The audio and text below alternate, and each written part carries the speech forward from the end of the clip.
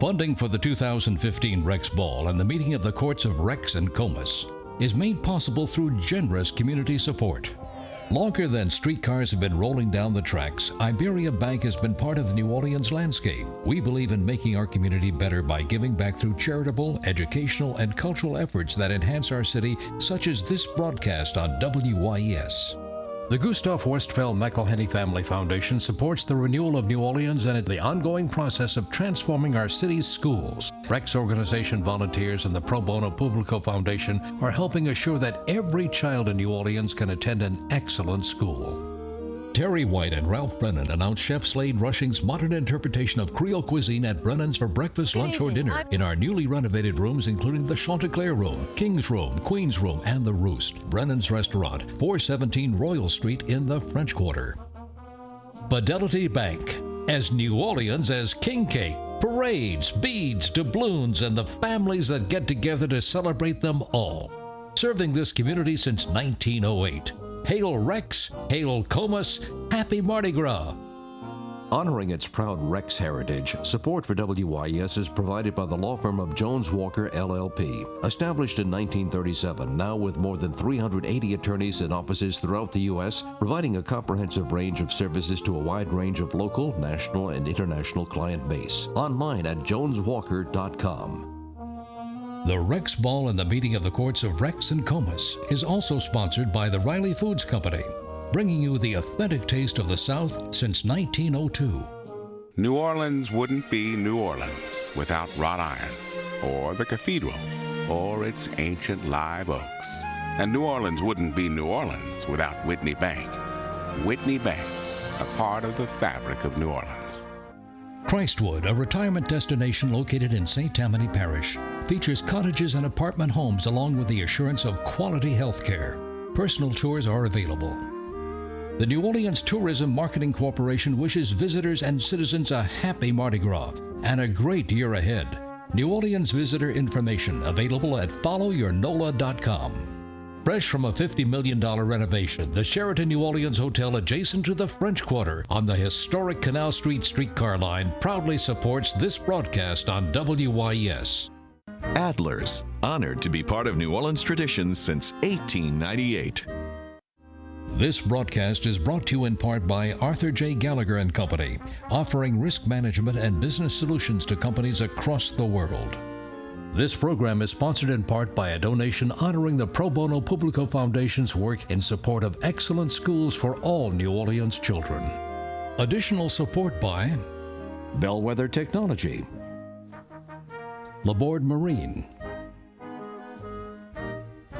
the law firm of Baker Donaldson, Mr. and Mrs. Jonathan McCall, Philip Woolham and Tina Freeman, the law firm of Adams and Reese, Mignon Faget, Chaff McCall, LLP.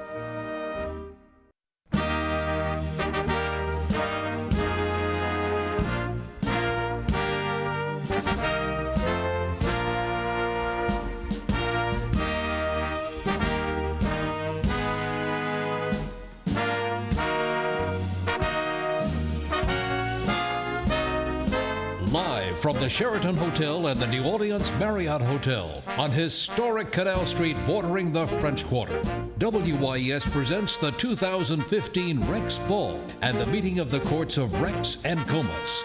And now, here is Peggy Scott Laborde.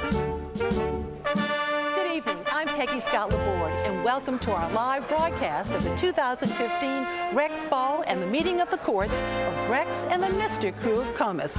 We are also streaming online our program at WYES.org. We'll be visiting with Carnival royalty, past and present, and we'll look back at Mardi Gras 50 and 100 years ago. The King and Queen of Carnival have already had a busy day. Let's see what they're up to the rest of the year.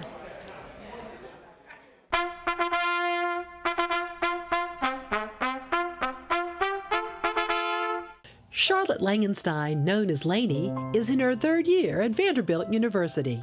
Last year, while visiting her family on her birthday weekend, her parents gave her the surprise of a lifetime. My mom gave me two presents that my grandmother had left for me a long time ago. She was Queen of Carnival in 1949. And then the second was a watch, actually this beautiful watch. My mom's like, I think there's something engraved on the back of that. Why don't you read it? And so I turned it over, and it said, "To Her Majesty Queen of Carnival, 1949, Love Rex." And so obviously, I just started crying. I had no idea what that meant. But my dad stood up at that moment and played "If Ever I Cease to Love" and did a toast to Her Majesty Queen of Carnival, 1949, and to Her Majesty Queen of Carnival, 2015. And so it was this great moment. Her grandmother, Dolly Ann Sushon Johnson, reigned as Queen of Carnival in 1949. And the 2015 Queen of Carnival joins other family members who have been part of the Rex court through the years. Her grandfather, Eric Johnson, was Rex in 1991. Her mother was a Rex maid in 1973. My mom has really been amazing throughout it all. She's really taken the reins and made sure everything was perfect, and I couldn't have asked for a better kind of partner in crime for all of this. And her brother was a Duke just last year. Gosh, I've had cousins and aunts and uncles and a whole lot of them, and so it's great to be part of that history. Miss Langenstein is majoring in cognitive studies and business with a minor in English. She recently studied overseas. I actually took a lot of business classes while I was there, and I think it really helped me be able to learn kind of the global side of business and being able to work with different people and understanding how there are a lot of differences and needs. I took classes about professional communication with South Africans, and I'm laughing because I learned all about their language from that. And what is this year's Queen of Carnival most proud of? Well, there truly is no better honor for my family. I think that all of the hard work that they've done for the city, and both my mom and my dad have really tried their best to give the community their all, and this is a great reflection of it, and it's a great connection to my heritage, and I'm very appreciative for all that they've done and for the organization to recognize it, and it's a great honor. I'm glad that I get to be a part of it.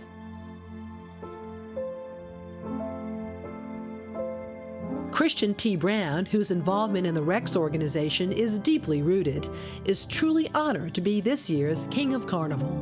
It is the most exciting honor that I could imagine ever being bestowed upon me. I'm just beyond excited about the day ahead of me on Mardi Gras Day. I guess most people who are part of the Rex organization always consider, could it be me? But I've never really dwelled upon it. I enjoy being a part of the organization. So when they did ask me, I was blown away by the honor. Keeping the secret that he was asked to reign as Rex wasn't as hard as you might imagine.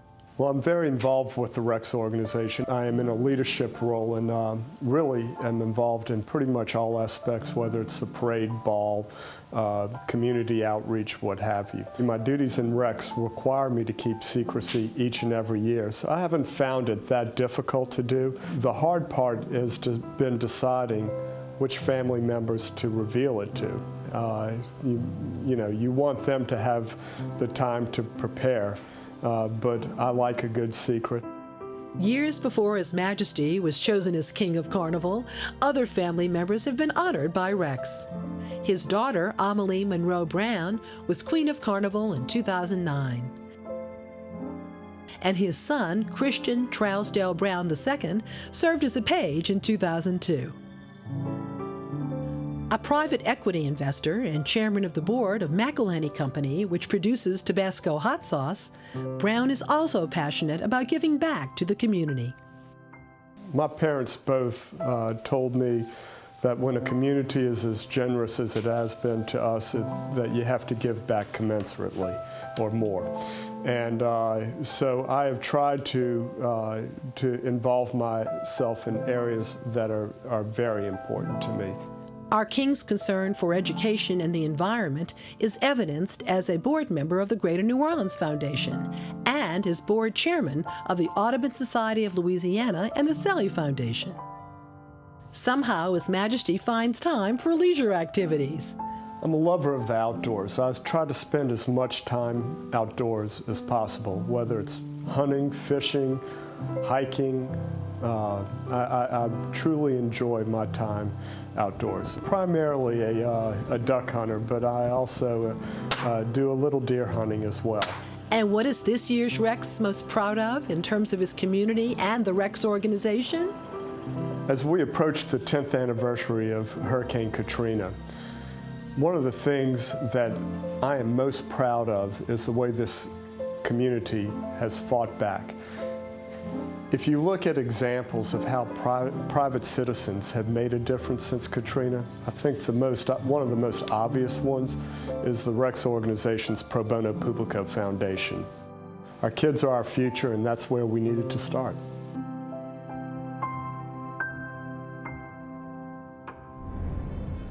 And welcome again to our live broadcast. Joining me this evening are Carol Gelderman, editor of New Orleans Magazine and author of the book Mardi Gras Chronicles of the New Orleans Carnival. Hi, Errol. Hi, Peg. Hello. And Dr. Stephen Hales, by day a noted New Orleans pediatrician. Stephen is a Rex official and archivist for the organization, and he is the author of Rex: An Illustrated History of the School of Design. Good to see you. Nice Great to be that you're here. here. And we would like to thank our friends at Louisiana Public Broadcasting. We are being seen statewide on their LPB2 channel, and we're also streaming our broadcast live at wyes.org. We have so much to talk about. Let's get started. We're about a half hour away from the actual beginning of the ball, though, at 8 o'clock. But let's look back. Errol, Lundi Gras, Monday night. Yeah, Last night. it was an incredible night. There is one incredible moment at Lundi Gras, which to me is one of the great moments in all of Carnival. And that is when Rex is on the stage, the mayor's on the stage, and Zulu joins them, and the crowd goes wild. The crowd goes crazy, and they have this love fest. They're all boogieing together, and everybody's just so happy. And then the culmination is the fireworks. But it's really a good moment. And here's for the first time ever, rival here, for the first time ever, Rex came by train. This is the Public Belt Railroad. New Orleans being one of the few cities that has its own train. There are these beautiful vintage rail cars that they have. And Rex was standing in the back, sort of like Franklin Roosevelt style, just waving to the crowd. So he gets off the train and then walks across Spanish Plaza. The crowd, it was a cold, miserable night, but the crowd was just And great. of course, you were emceeing in case folks see it. There you are. And here's this moment when Zulu arrives, and so Rex and Zulu greet each other. And these guys are all, the warmth of these people getting together was just unbelievable. What a good moment. And they are close, as you said, Stephen. They know each other through community activism and other ways. Yes, very close relationship between Rex and Zulu. It's been a very collaborative relationship, and Christy especially is very close to Zulu, the Zulu King this year. 2015. Okay. those were. So here's the Here we countdown and the plunge. Yes, indeed. And Rex actually invited Zulu to join him in pushing down the plunger. So this is and what a great moment that is. It was wonderful. And, you know, unbelievable. Lundi Gras started in '97. Before that, there were not fireworks attached to Mardi Gras, and so that was it was a good night. And about 15 minutes later, after the fireworks were finished, after Rex was in his limousine, Mayor in his limousine, Zulu in his limousine, it started raining, and so the rain held off just long enough for it to happen. But it was really a beautiful moment. And of course, Rex and his queen had quite the early morning because there was the annual 33rd annual Royal Run. We've got a little bit of footage from there at Audubon Park. And this was something that it was started by Boatner Riley, who we're sad to say passed recently. But his son sort of took over for him, didn't he? Indeed. Bo Riley carried on. This is a tradition that Boatner started. That's Boatner's bride. So many people remember Boatner fondly for everything he brought to Mardi Gras. And we have a correspondent who covers this for us every year, Justin Winston. He reports there was about 100 people who ran. There's the toast. Oh, we've got Tabasco and Rex champagne. has something to say here, too. I think he's going to be doing a tribute. Here we go. A mentor to me. He was a cousin to me, and was a good friend to me. And I'll miss him. Mardi Gras won't quite be the same without Boatner. But first, we're ready to run. And I want to toast my queen, who I am certain, as Boatner would say, may not cross the finish line first, but will win the race. Mr. Sen, I have the results of the race. The winners were Rex and his queen. How about that champagne, that mix of champagne and Tabasco? You know, something else that we wanted to share with you is that we did get to interview Boatner Riley over the years, but in 1997, he was part of an interview of a show that we did called Rex: A Royal Anniversary, and he talks about the importance of Rex in the community. Let's take a look.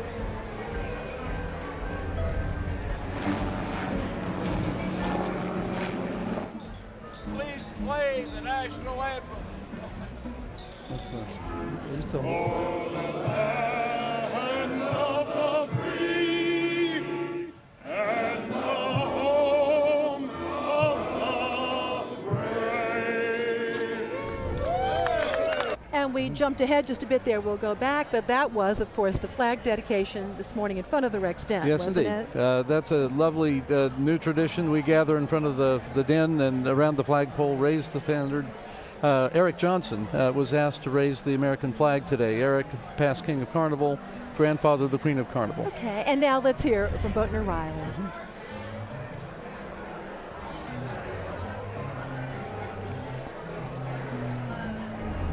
I would say Rex's role in Mardi Gras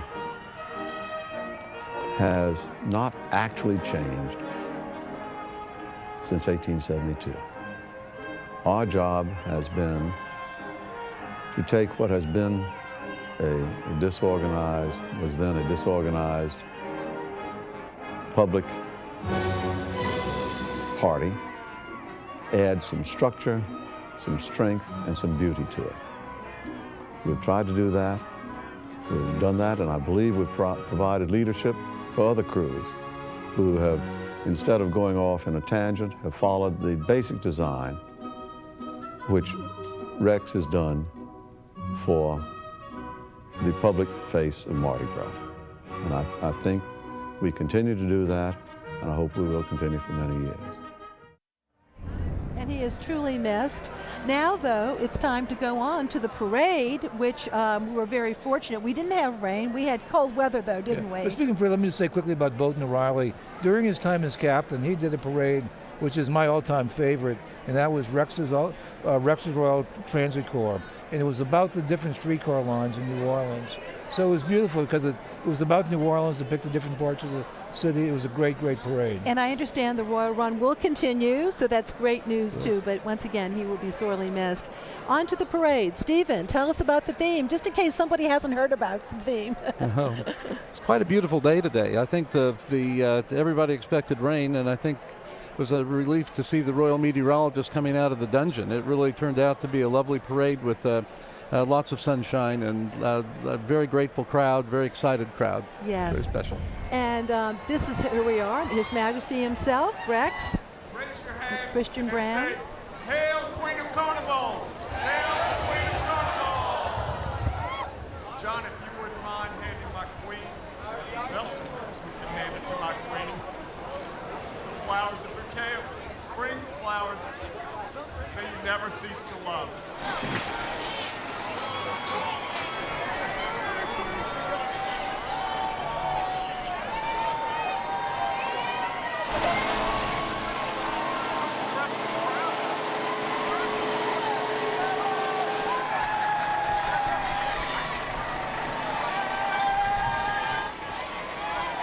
And, of course, these are some of the signature floats, aren't they?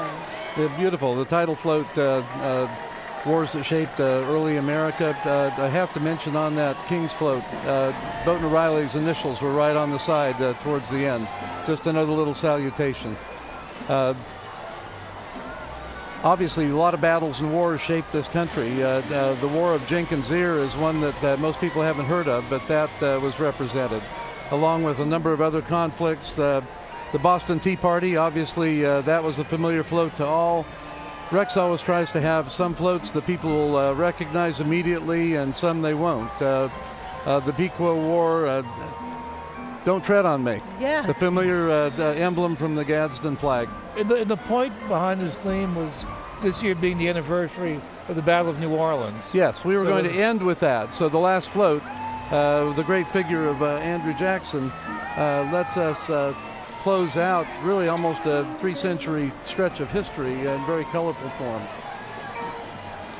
And we do have Andrew Jackson coming up. We'll be able to share that with you. And there it is, Battle of New Orleans. And Andrew Jackson's figure, familiar to all of us, and Our Lady of Prompt Succor. I love that imprint of Our Lady off to the side there. And the angels, pure New Orleans history there. And as usual, there was a heavy military involvement with the bands participating. And indeed. This was, Rex has always had a close connection to the military. We've always been very, very careful to honor them, and this parade was dedicated to the men and women who've served this country and have helped establish and maintain our freedoms. So we always have military bands. Today we had the Color Guard from the Washington Artillery. We had the several military bands. We had a great flyby this morning as we raised the flag.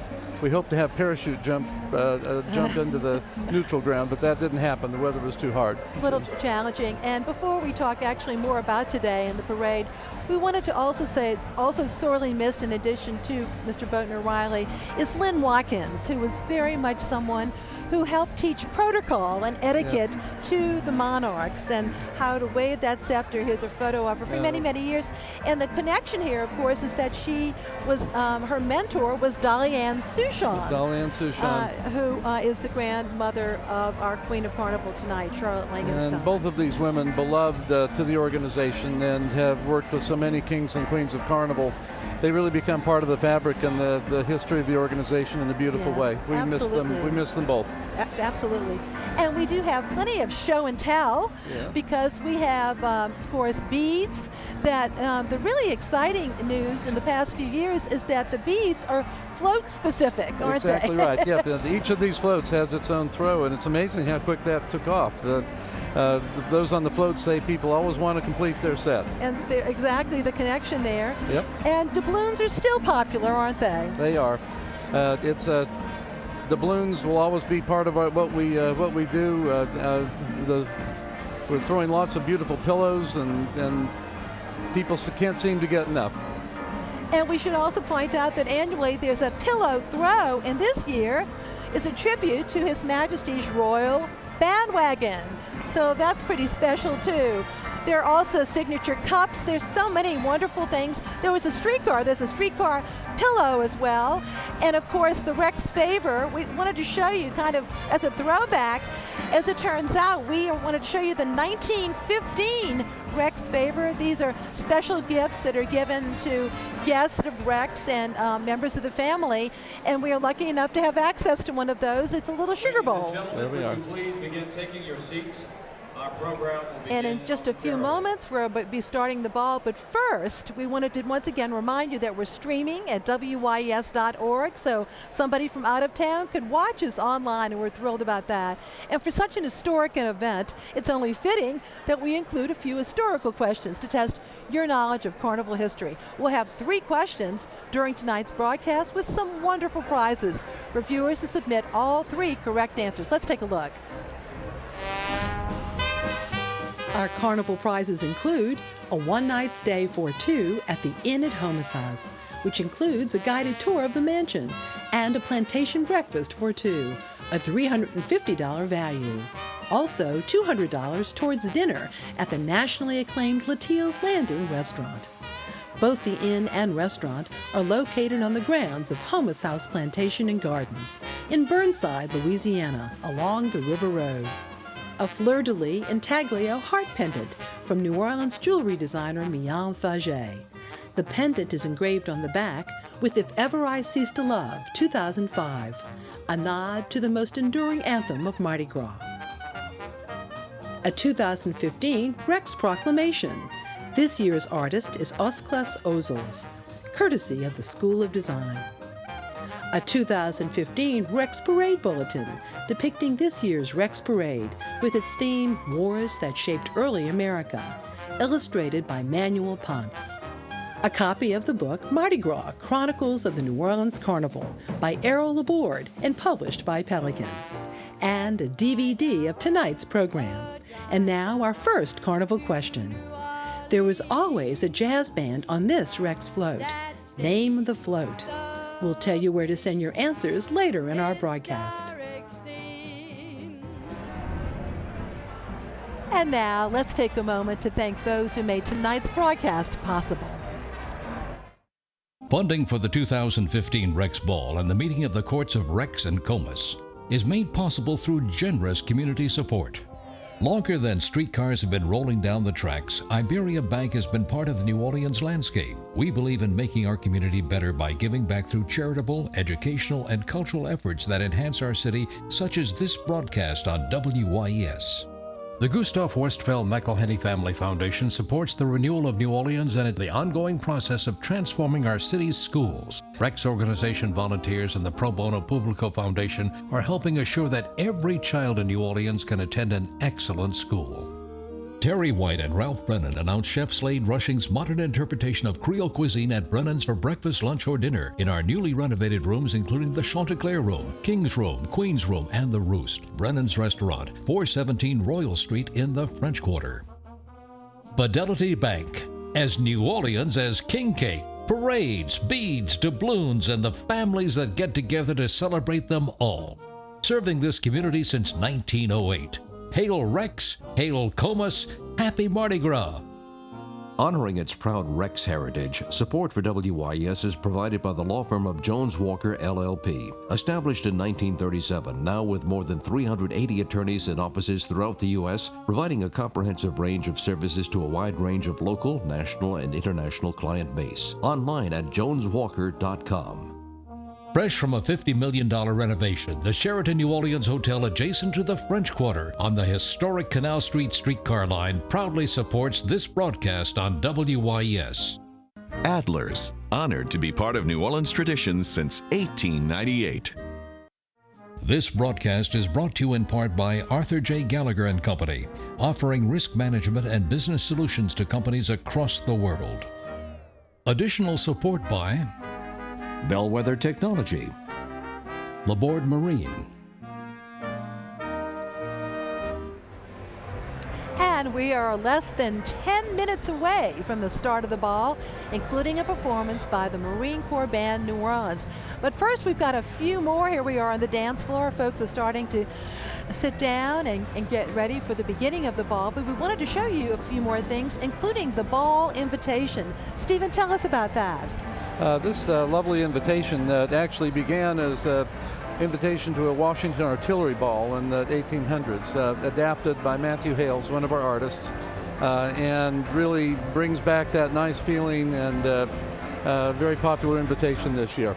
And of course the ball program too. Yep. Look at that, it's so detailed. That's Yep. beautiful. Wow. It's a It's nod one to thing the you old. it folds out, doesn't it? please take your Okay. seats. Yes, indeed. All right, and then we've got the ball program itself that we'll be Right. showing shortly You know, as Rex well. continues to try to nod to the old and find these lovely images from the golden age of Carnival. Many of those are incorporated. I'm afraid Matthew Hales has been doing extra duty. He also created Beautifully this done. ball program. Always a run-up to only so many days that the printer has to print the program. So releasing those last names of royalty is always a last-minute affair. And we have a proclamation that's very much a tradition. Yes, indeed. Every year, one of our local artists creates a proclamation proclaiming Carnival. This Ossiclas Ozels, one of our most beloved artists, has actually created several of these over the last years. This one, obviously, a great nod to the War of 1812, the Battle of New Orleans, Andrew Jackson, and the others who make up the imagery that finds its way also into our parade. And we indeed also have a parade announcement, and this is a throwback to the Yes. days of railroad. And It is tell us a indeed. little bit about that. With the inviting people to New Orleans, this proclamation and invitation now goes out online. So we don't know how many millions of people this reaches, but it's really a response to those early posters that commanded people to come from New York and Philadelphia to New Orleans to celebrate Carnival.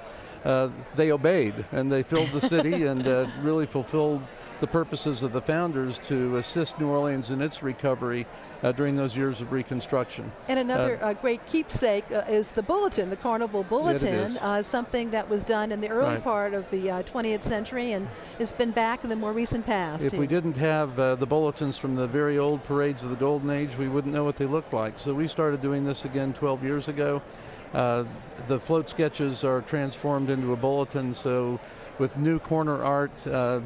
This is a chance to hold on to these parades. We only see these parades for one day, so it's such an unusual art form that it's nice to preserve that in a way where the artistic designs are brought together into a beautiful piece of art in itself that we can look back on and remember those parades as they roll just that single special day on the parade route.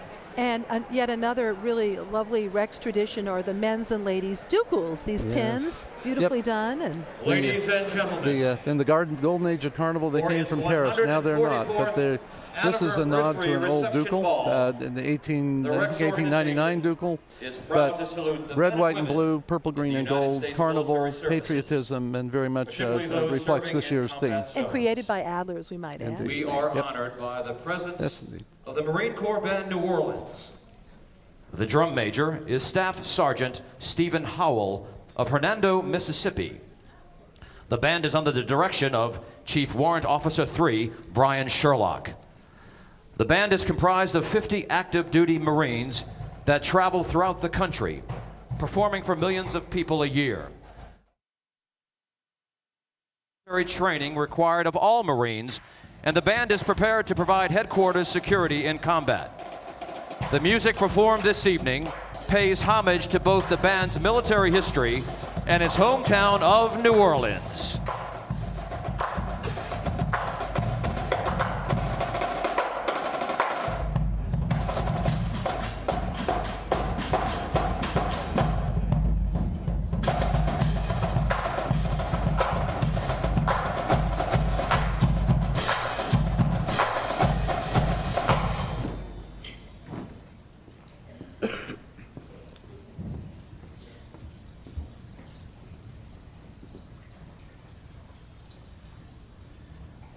In homage to New Orleans' early jazz history, the band will play South Rampart Street Parade.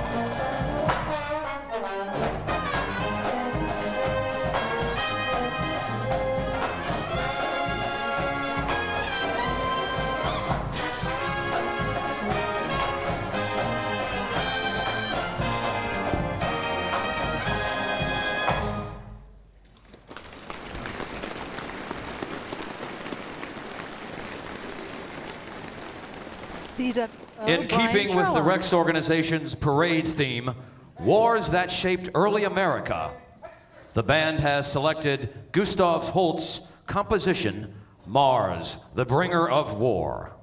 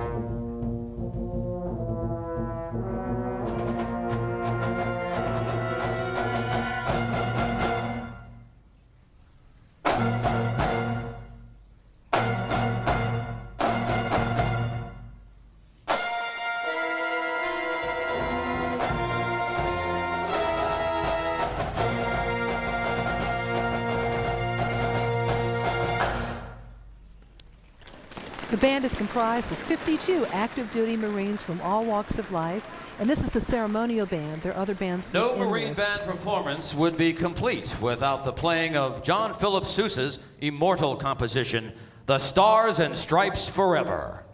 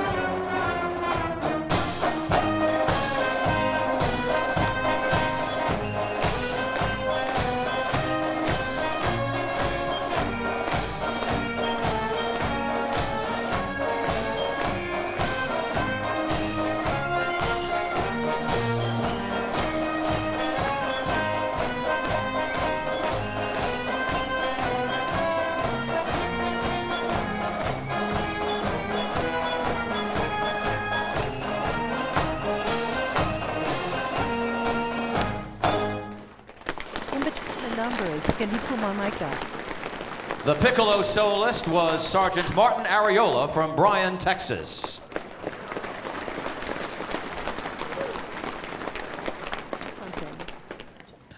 Ladies and gentlemen, please rise for the presentation of colors and join in the singing of our national anthem.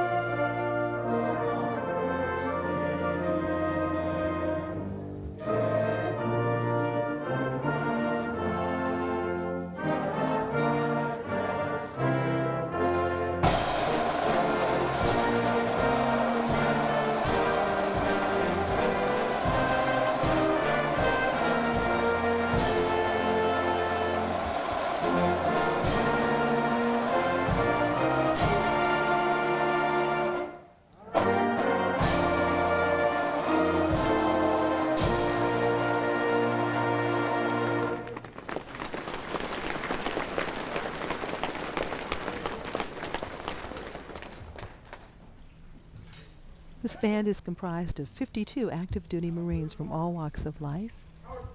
And this is the ceremonial band. There's also a symphonic concert band and big band and jazz combo and show band.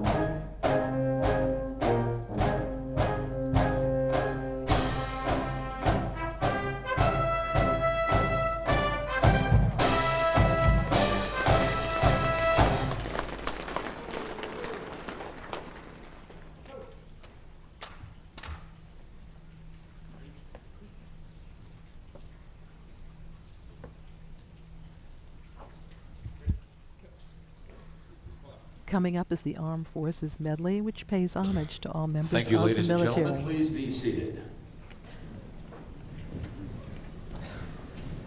In honor of all past and present members of the Armed Forces, the Marine Band will play its military medley. You may stand when the service hymn of either your service or the service of a member of your family is played.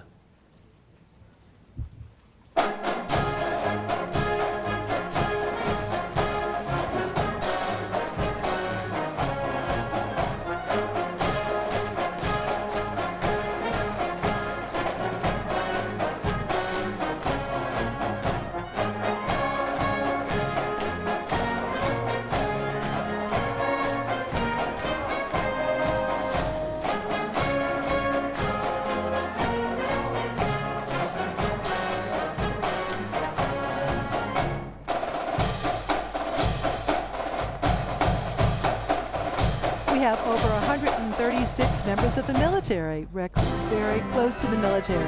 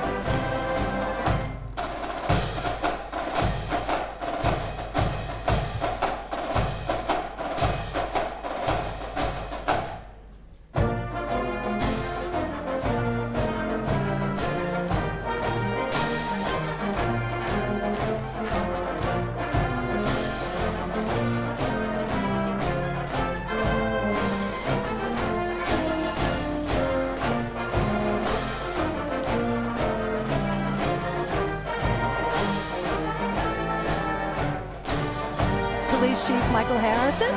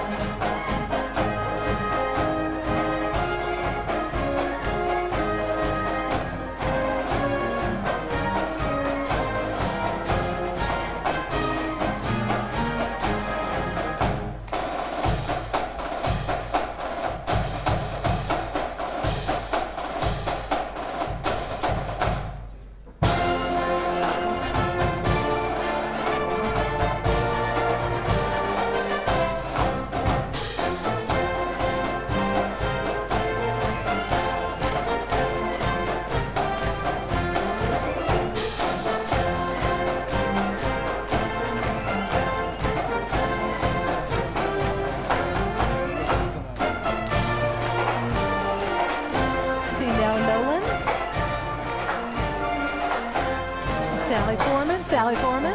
His son is a Duke tonight. General Mills, very passionate about this city. He'll be retiring soon, but he loves this city and all it stands for.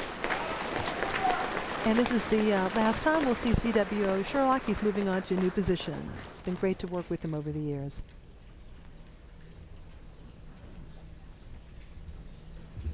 And Drum Major Stephen Howell.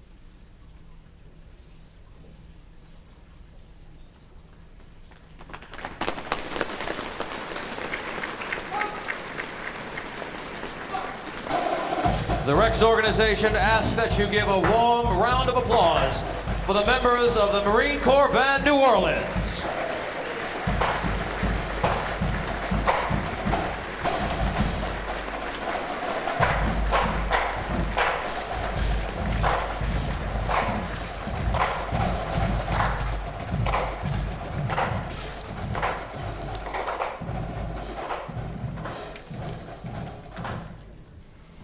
And we are awaiting the arrival of Rex himself.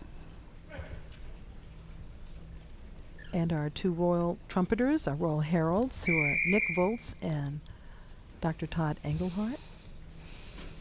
Aha, the whistle has been blown. Let's see our heralds coming up. They're going to play what they call the Royal Fanfare. They do 3 blasts of it. And the origin is from Babes in Toyland, the 1946 stage play.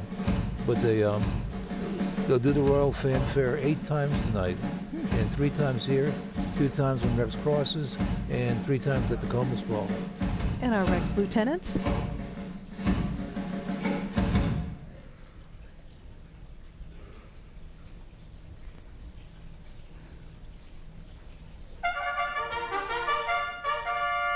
And to the left is Nick Volz, who's the professor of classical and jazz trumpet at Loyola and performs with the LPO. And over to the right, Dr. Todd Engelhardt. He is the chairman of cardiovascular surgery and thoracic surgery at East Jefferson Hospital, and a very talented trumpeter with the New Orleans Civic Symphony and the New Leviathan Orchestra. They also announced Rex's arrival at Lundi Gras last night. And what an impressive sight that is when they come on stage and they do that fanfare. That really excites the crowd. So they've done 2 and they'll do 1 more now.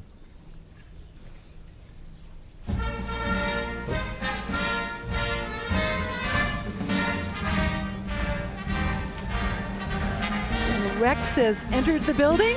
Christian Trousdale Brown and his queen, Charlotte Lane Langenstein. She is the daughter of Mr. and Mrs. William Henry Langenstein III. And Mr. Brown is the managing director of NOLA Holdings, a private equity investment firm owning interest in numerous specialty businesses. And he's currently the chairman of the board of the directors of McElhenney Company, the maker of Tabasco hot sauce. And he told me that during his ride today, there were quite a few people dressed like Tabasco. Oh, really? Tabasco Oh, that's Santa. great. And Miss Langenstein graduated from Isidore Newman School, where she's won numerous awards, and she's currently attending Vanderbilt University. And there's a lot of Rex royalty in her family, isn't there? She has a deeper, rich history. We've mentioned Dorothy Ann Suchon, but even before that, in 1922, Mary Ann Suchon Richardson, great aunt, was Queen of Carnival. Of course, her grandfather, Eric Johnson, we've already mentioned. His uncle, John Kerner, was Rex not long ago, and that just starts the list.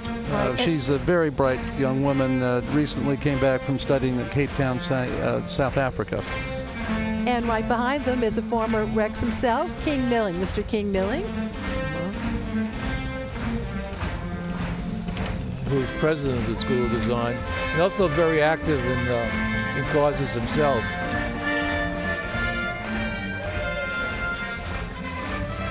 Christie has really devoted himself to this organization and to this city in a way that is true to every tradition of the Rex organization. Pro bono publico's never meant more. Post-Katrina, I think Christie's leadership has particularly been just essential to finding ways for Carnival to be even more important to this city, very consistent with the founding principles of the organization. And we'll note that they are ably assisted by two pages, whom we'll meet a little bit later, but both the Queen and Rex have their own page to assist with the royal mantle. Yep. And on the other side is Tommy Westfeld, former Rex.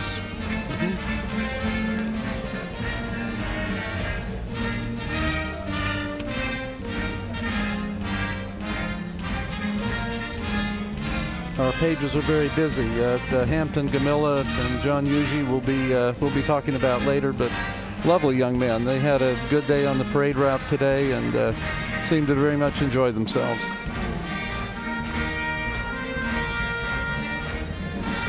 And they are walking towards the throne, and through our throne cam, our Rex cam, we're able to see this wonderful view. There we are. Last night at Lundi Gras, Rex had on what to me was a brand new King's costume. It was a blue costume. The blue just really radiant and unlike I've ever seen a Rex wear before. The only place you'll see it is some very, very old photographs because it was designed to replicate an old costume that the Monday King wore when he arose. So we always look backwards and we always look forwards. And Rex and his queen are awaiting the entrance of the court, the Rex maids.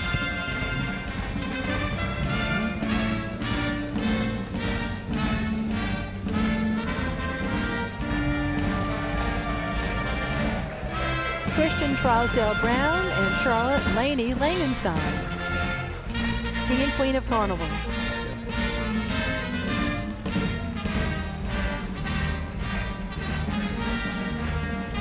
And of course we're hearing If Ever I Cease to Love, the anthem of Carnival. Amazing how many of these things started in 1872 and are still with us. I think it's these traditions really anchor a celebration that's changed in so many ways, but some things don't change. They just become more beautiful.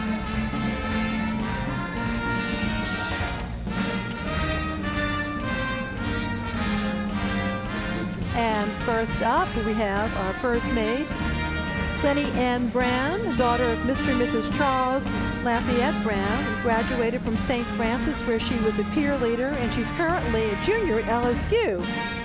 And a cousin of our queen, another descendant of Dolly Ann Suchon, and a very deep roster there of Rex connections, including Uncle Johnny Kerner, so on. Yes, and her Rex Duke is William Henry Hodges III, son of Mr. and Mrs. William Henry Hodges Jr., and graduated from Durham Academy in Durham, North Carolina, and from the Georgia Institute of Technology. Yep, he's a graduate of Georgia Institute of Technology and actively employed now. Had a sister and a grandmother in Rex Courts.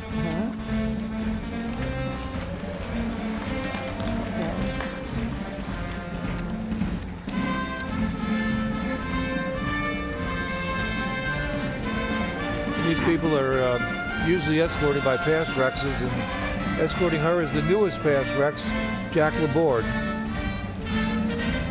And next up here is Sage Lyons Laborde, daughter of Mr. and Mrs. John Peter Laborde Jr., and she is a junior at LSU majoring in English with a psychology minor, and she has Rex royalty too, doesn't she? Indeed. Her, just mentioned Jack Laborde, who reigned last year as King of Carnival, also a brother who was a duke, uncles who were dukes, and an aunt, Mary Adrian Laborde, who was a maid in 1979. And our Rex Duke is James Harcourt Burlingham, and he is the son of Mr. and Mrs. James Montgomery Burlingham IV, and he attended the University of Mississippi majoring in banking and finance, was on the dean list, and graduated from Isadora Newman, and he's got Rex royalty there too, doesn't he? It's indeed true. His cousin, Carol Gelderman, was our lovely queen last year, the queen of the carnival. And he's currently employed by Stoll Host and Investment Services, and yes, some indeed. former Rex, Mr.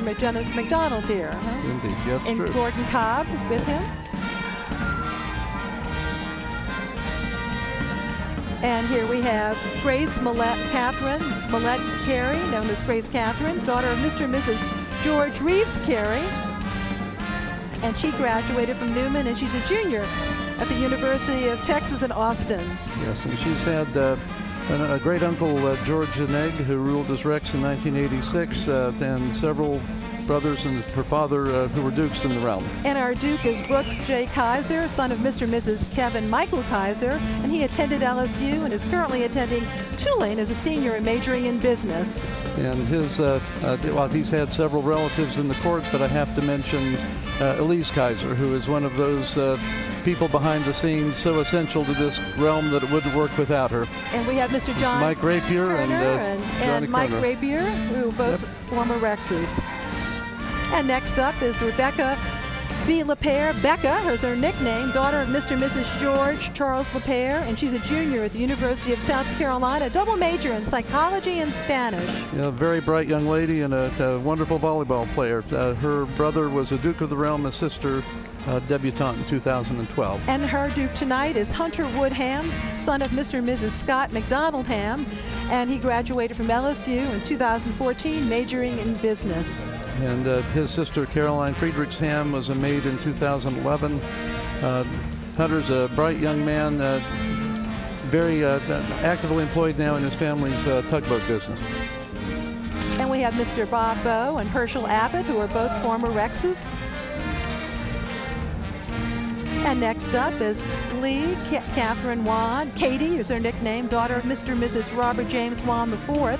And she's a junior at the University of Mississippi, majoring in marketing and minoring in Italian. Mm-hmm. And both great-grandmothers, great-grandmother, great-grandfather were a duke and a maid in the realm. And her duke is Robert Parker LaCorn Jr., and he is the son of Robert Parker LaCorn. Graduated from the University of Texas at Austin, majoring in history with a minor in economics. And we remember his sister Anna LaCorn, now Anna LaCorn Schaefer, ruled as Queen of Carnival in 2005. Okay.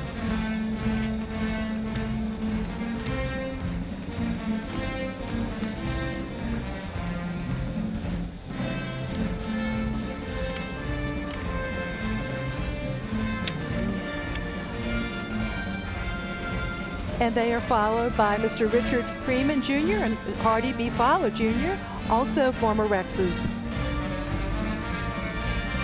Richard B. Freeman Jr. to the left and Mr. Fowler to the right.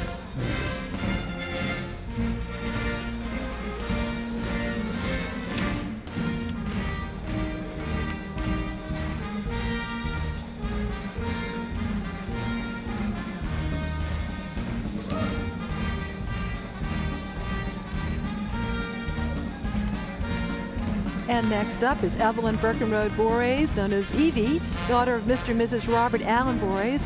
She is a junior at the University of South Carolina, majoring in art history. And she, too, has been very involved this year, being in Squires and Harlequins and Osiris, and part of Rex royalty as well. Right. Her Evie's brother, Robert Borres Jr., was a duke in 2010. Several cousins have been maids and dukes in the realm. And lucky lady, she's going to be studying art history and Italian in Florence next fall. And with her is her Rex Duke is McLean Ronald Foreman, son of Mr. and Mrs. Leon Ronald Foreman, we know as Ron Foreman of Audubon Institute. And Mr. Foreman is a senior at the University of Mississippi, is majoring in journalism and part of the U.S. Marine Corps. And I'm sure he stood for the Marine Corps hymn. A proud Lance Corporal in the Marine Corps, even while he's finishing up his school. And his sister, Cassidy, was a 2012 maid, and we see Mr. Lewis Frierson to the left and Mr. Devon Graham to the right, also former Rexes.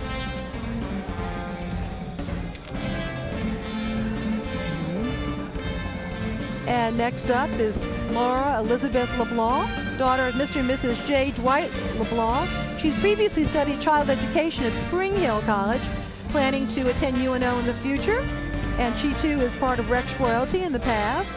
Indeed. The sister, Elise Mary, was presented as debutante in 2011, and an aunt, Ashley Ann, was presented as a debutante in 1988. And she is accompanied by John Havens Jobert Carey. Havens is his nickname, son of Mr. and Mrs. George Reeves Carey III. And he graduated from the University of Texas at Austin, majoring in biology. He's in his first year at med school at LSU Med School, and he wants to follow in the footsteps of his grandfather, become an orthopedic surgeon. Right, and his sister we saw earlier as a maid, lovely young man. Havens is in medical school now, has lumbar Rex connections, hopes to be an orthopedic surgeon like his grandfather. Maybe we'll see another Dr. Carey mending our bones. And they're accompanied by Mr. Blair Scanlon on the left and Mr. Hunter Pearson Jr., a former Rex, on the right. And next up is Ellen Durrell George, known as Ellie, the daughter of Mr. and Mrs. Edward Nicholas George III. She's a junior at Barnard College at Columbia University, majoring in English with a concentration in film studies, and she wants to be a comedy writer, and she's writing her first feature film. Very talented young woman. Her brother Will George was a Duke of the Realm last year's court. Maternal grandmother was a maid in 1948. And her Rex Duke is Sanders Phelps, son of Dr. Mary Alice Sanders and Ashton Phelps Jr. He graduated from Rhodes College and majored in English, and he played in the all-conference team in tennis, and he's a state champion. And he is currently a second-year student at Tulane Law School. And Sandra's two sisters, Carrie Phelps, a maid in 1988, and M.L. Phelps ruled as Queen of Carnival in 1999. The grandfather, Ashton Phelps Sr., was a Duke, and then finally reigned as Rex in 1970. And we just saw Mr. Lyon Sloss and William F. Grace, and Mr. Sloss is the head of the ball. He's the ball chairman, and Mr. Grace is a former Rex himself. These young men and women are extraordinarily capable. As I read and as I've watched many of them grow up, they are athletes, they're scholars, they're accomplishing wonderful things, they're committed to their communities. Really a very deep bed of talent here. Once again, Mr. Christian Brown and our lovely queen, Charlotte Laney Langenstein.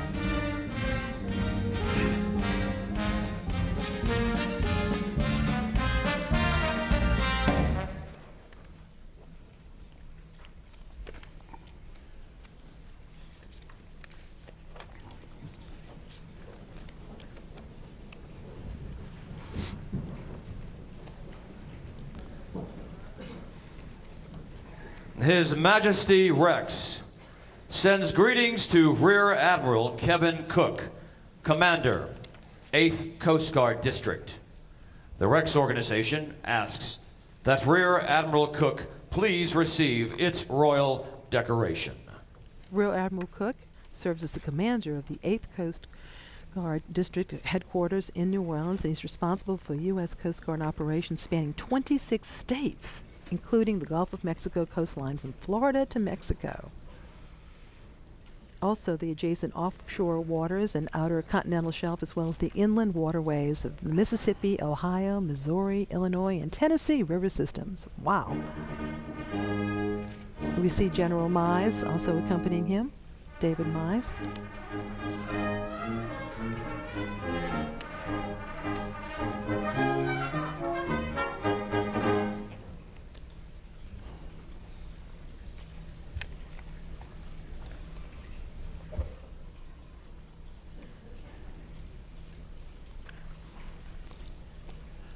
He's a native of Freehold, New Jersey. He graduated from the Coast Guard Academy in 1979 with a Bachelor of Science degree in Ocean Engineering.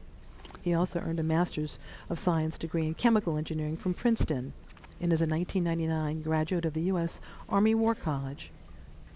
King Milling is presenting that decoration, assisted by Tommy Westfeld.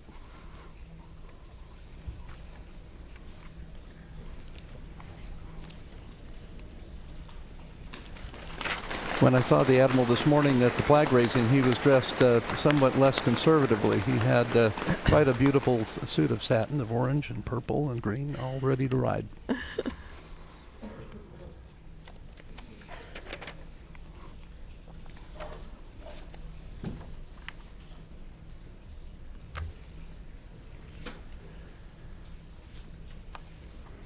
Rex wishes to royally welcome a select group of debutantes who will now be presented to their majesties. And first up is Miss Ella de los Reyes Baus, daughter of Mr. Mort Walker Baus, Mrs. Donna Weisler Baus. She is now attending LSU, where she is an incoming junior. She's a junior. And she plans to attend medical school and practice pediatric medicine.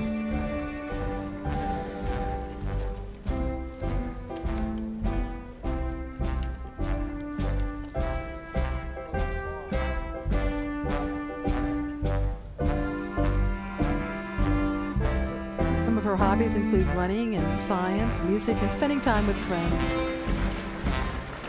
Last summer, she actually shadowed physicians at the Children's Hospital. Miss Claire Marie Clay, daughter of Mr. and Mrs. George William Clay.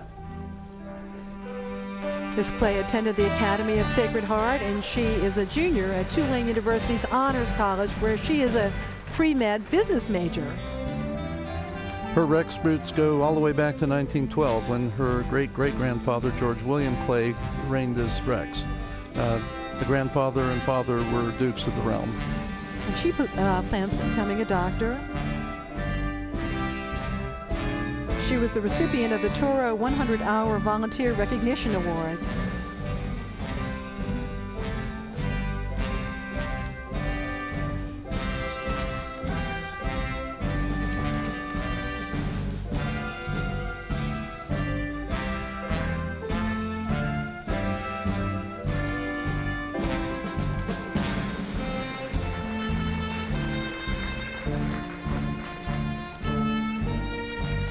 Miss Catherine Claire Conwill, daughter of Mr. and Mrs. Daniel Oza Conwill IV.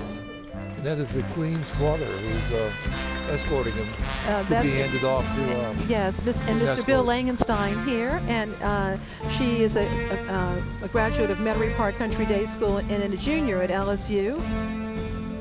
And she wants to pursue a master's degree in social work and hoping becoming a social worker.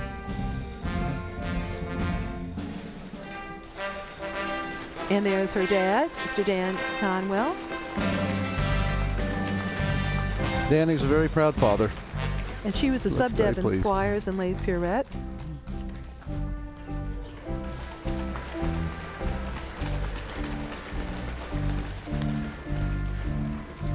Miss Catherine Renee Hodges, daughter of Mr. and Mrs. William Henry Hodges, Jr. Miss Hodges attended Durham Academy High School in Durham, North Carolina, and she's a junior at Washington and Lee University, where she's a politics and economics double major. She's considering attending law school after college and hopes to work internationally on the interdependence of countries, both politically and economically. And three of her ancestors, or grandmother and two aunts, were members of the Rex Courts beginning in 1957. Her brother is a Duke in this year's court.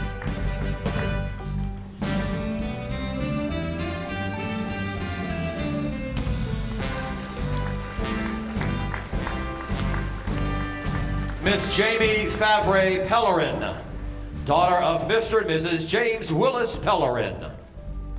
Ms. Pellerin graduated from Isidore Newman School, and she's a junior at the University of Georgia, where she's in fashion merchandising major and loves running and singing, and she hopes to become a buyer for major retail companies such as Barney's or Bergdorf Goodman.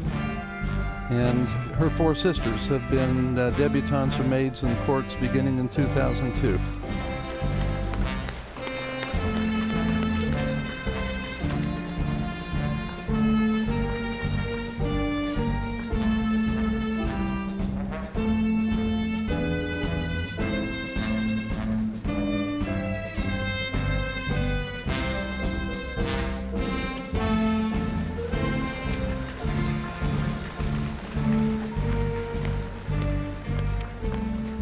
Miss Nicole Elizabeth Weinman, daughter of Mr. and Mrs. Robert St. George Tucker Weinman.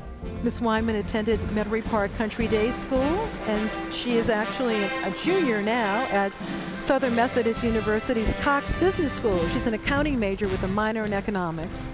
Spent some time studying at Oxford, and of course her grandfather, John Giffen Weinman, ruled as Rex some years ago.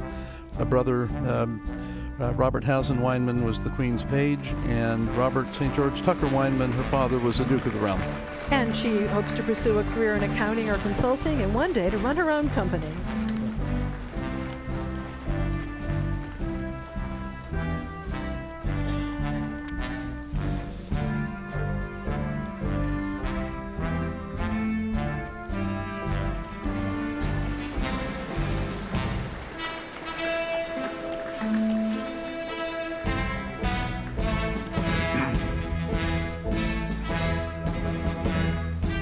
And here we have the debutantes of the 2015 Rex Ball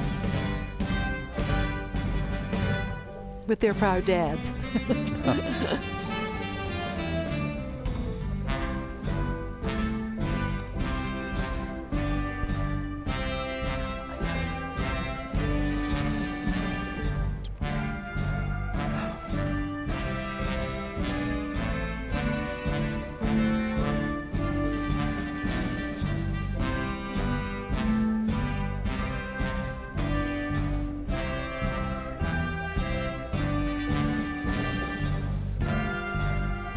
And each one of the young ladies are being presented with a lovely pin with held up by a blue ribbon, a very sky blue ribbon.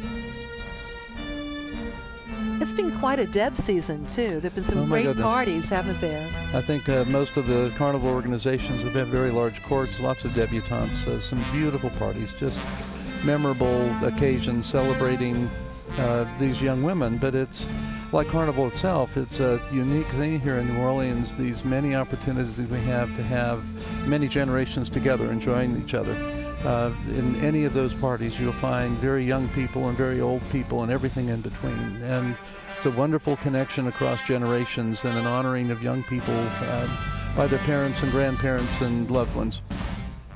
You know, Stephen, a few years ago there was a Deb party, which people still talk about today, how big it was. And people said that was the party to set the standards. There'll never be bigger Deb parties. And now there seem to have been bigger Deb parties. And so that's it.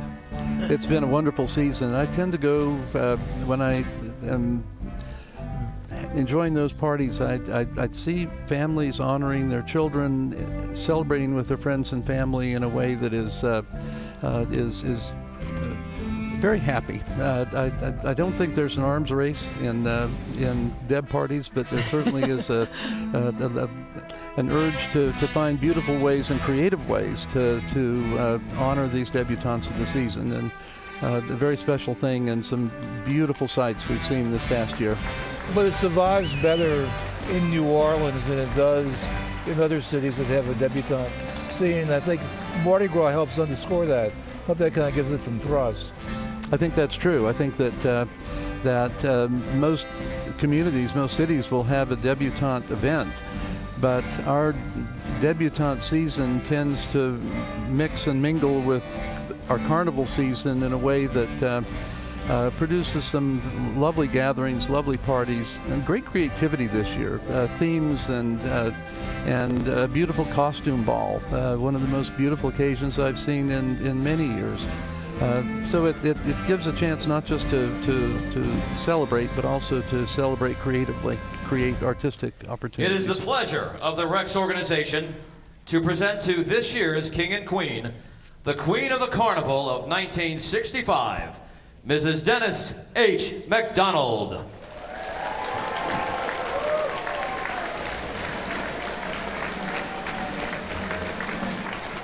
And she is accompanied by her husband, Dennis McDonald. One of our past Rexes. Luli reigned as Queen of Carnival as Louise Person Smither. A little bit later, we will be looking back at Carnival 50 years ago as well as 100 years ago, and you'll get to meet her Rex at that time period too. But I'm so glad we'll get to meet her because we'll be interviewing Mrs. McDonald shortly. Her Rex was Harry Kelleher. Yep. One last Dolly Ann Souchon moment. Dolly Ann's grandson was the page to Luli. So really? Dolly Ann is smiling tonight. She has many representations here. By the way, 50 years ago, the weather that day was cloudy and cool. Sound familiar? Sure does. I think we're all comfortable with cloudy and cool. We just don't want wet. No.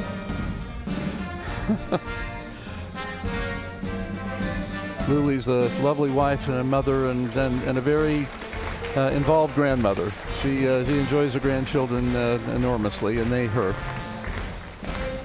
And in just a moment, one of my favorite parts of the ball, because we get to see a lot of the ball participants pay homage to Rex and his queen in a sort of ceremonial line, if you will. Yes, indeed. Very special. And once again, the King of Carnival, Christian T. Brown, and his lovely queen, Charlotte Laney Langenstein, are out in full force, and they're about to be honored by many of the ball goers tonight. We'll get to meet them in just a moment. Here we go. And once again, some past Rexes in that number right here. Well, let's say we call it the Grand Curtsy. They call it the Grand March. It's the Grand March. To me, it's a curtsy. Okay. It is certainly true. The ladies will curtsy. Yeah. This is the Rex Grand March. We'll let the audience vote. Yeah. And love those lieutenants and the colors of Carnival.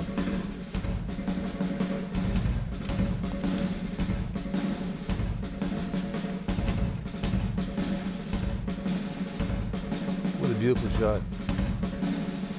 It really is.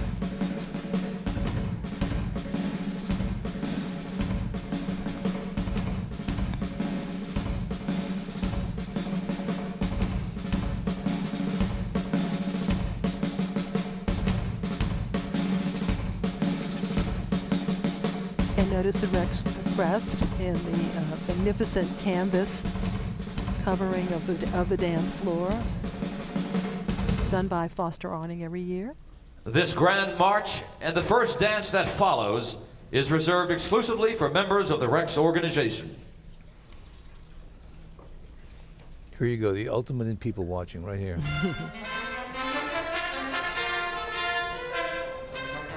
And we're listening to Jimmy Maxwell and his orchestra.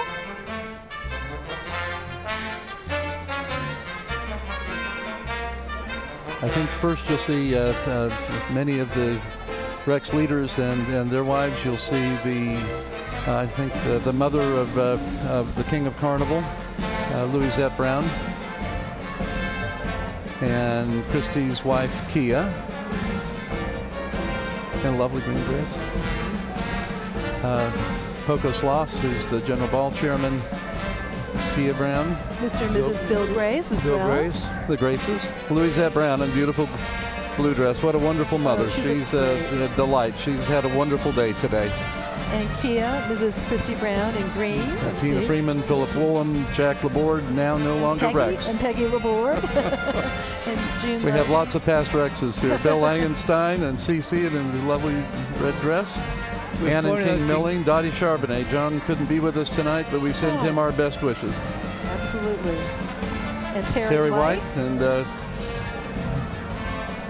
we see some Duncans and his and Oliver Dellery and his wife. Lou Frierson, and the Dellery's a great Mardi Gras family, not just in Rex, but in other society organizations. And Bob Williams and Ashton Phelps. The Phelpses.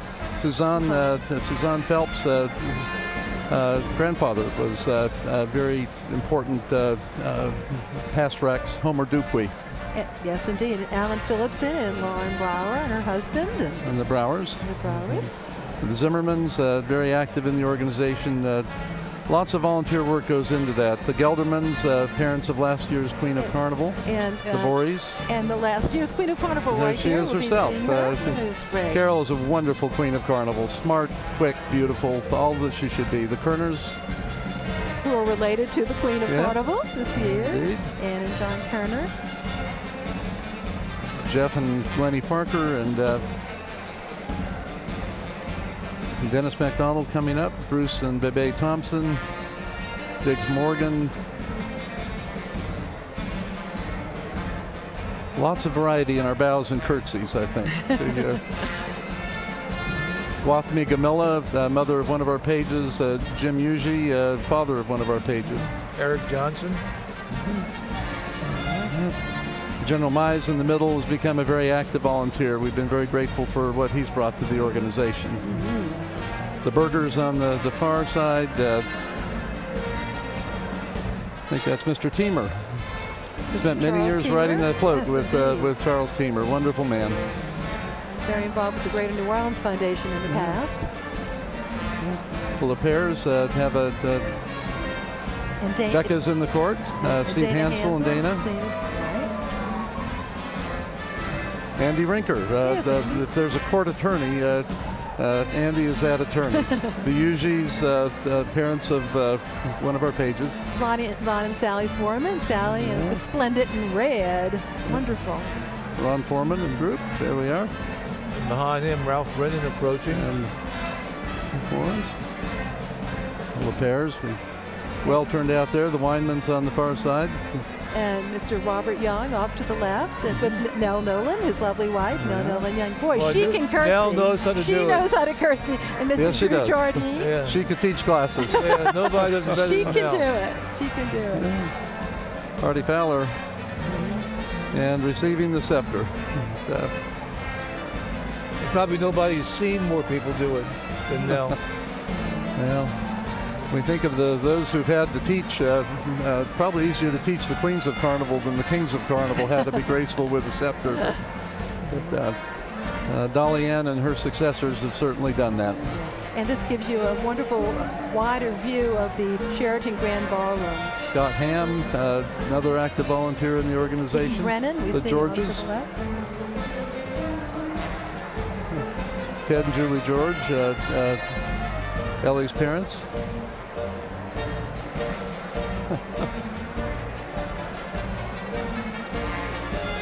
Freemans. Mr. and Mrs. Richard That's Freeman. Matthew Hales and Valerie right there right. too. And Darrell Bird, president of Iberia Bank, one of our sponsors.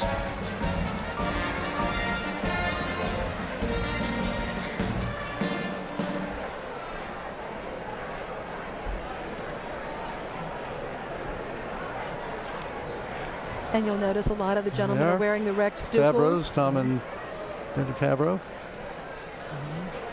The Wands coming up, Sandy and Leo. When people talk about the Rex Ball, they before they go, they think they're going to come and dance all night. I think we perhaps should start returning to calling this the Imperial Reception, because it probably is more a reception than a ball. Absolutely. Gordon and Linda Cobb. See Mr. and Mrs. Paul Haygood. That's it. Paul Haygood and Sandy Haygood. Yes. And we just saw Ashton Phelps. Terry White, new proprietor of Brennan's, along with Ralph Brennan. He's done quite a job there. And I see in the background Monroe Kelly, Mr. Monroe Kelly. Whit Hughley. Mary Stewart Bailey is another behind-the-scenes worker at the Rex Den. She does many of our costumes. When Rex needs a few stitches taken in his costume, she'll be right there to help. Mr. and Mrs. Duncan. Yep. Lynn Smith and Charlie Smith. Lynn's another active volunteer in our organization. See Jimmy helps hold us Farwell all together. on the far right. Who's that? Jimmy Farwell. Oh, Jimmy Farwell. His wife, Gay.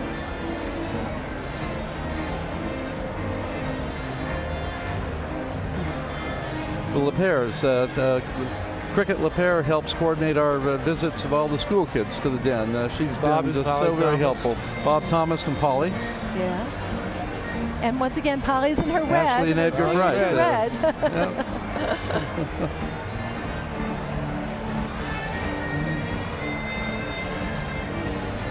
It's very colorful. We men are doomed to black and white, but these ladies are fully decked out.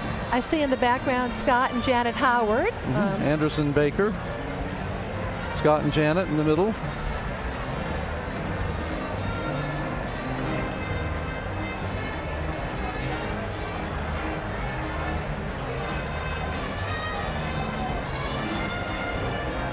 Blair and Linda Scanlon. Blair's another active volunteer in the Rex organization. I think we only realize when Carnival comes around how many jobs there are and how many people are doing them. And of course, a lot of these men rode in the parade today. Some of them will have ridden in the Proteus last night. Absolutely. And beer. James Reese and Erica. James, a military veteran who's now very active in this community, works with schools, helps us with a number of tasks here within the organization. The amount of volunteerism is almost overwhelming. It's just really very exciting to have that so much a part of the community. I see Arthur Hardy. Arthur Hardy. Yeah. Susan Hardy. Right. Arthur Hardy. Mardi Gras historian. And I think Arthur looks very good in his ducal, don't you think? There he is, and he's accompanied by his wife, Sue. Yes, indeed. And Mr. and Mrs. Danny Conwell. There we are. Danny and Mary Claire, very active in our community also. And Mr. John Kerner, another, as we said, another former Rex, off to the left.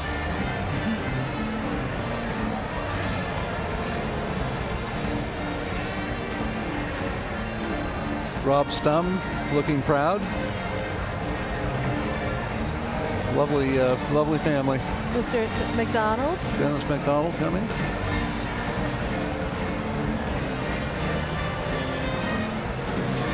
John Corporal taking a picture. There we are. Who's one of the real documentors of Rex.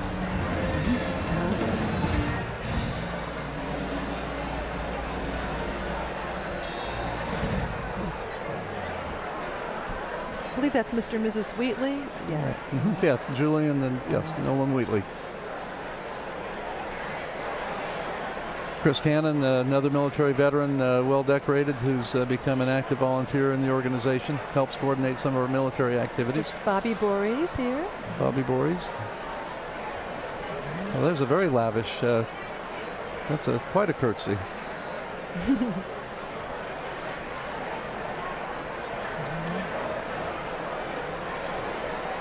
Michael White, his family.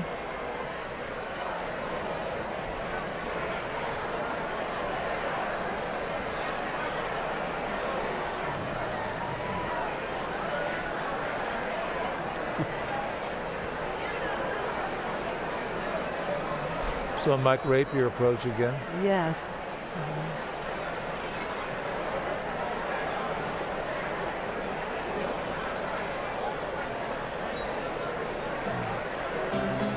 Yeah, sometimes the person is Rex, and not everybody in the organization is maybe real familiar with him, but Christy Brown is somebody that everybody in the Rex organization knows. Ann and Rob Gardner over there, the tall gentleman, used to live mostly in Maine. We got them back. That's one of Virginia McElhenney's daughters and sons-in-law. Yeah, that's great. Virginia was on the parade route with us the other day, and that is Virginia's daughter.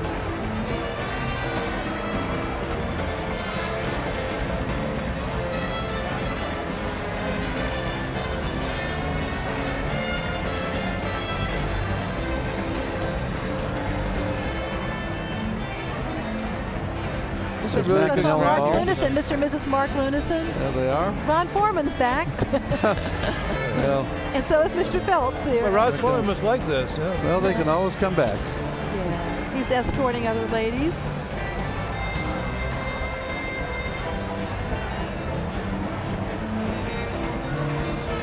His son, of course, is a Duke. There we go. That's Cassidy Foreman. And talk about people that have done a lot for this community. Ron Foreman.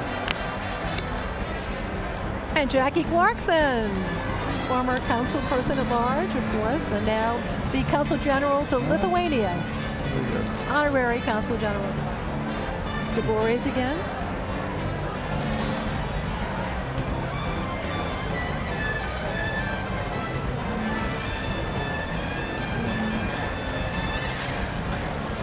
King and June Logan. King has done most of our public relations and press relations for so many years. Just a very talented, wise advisor to the School of Design. And former Director of Public Information a long time ago from WIS. That's right. Here we are.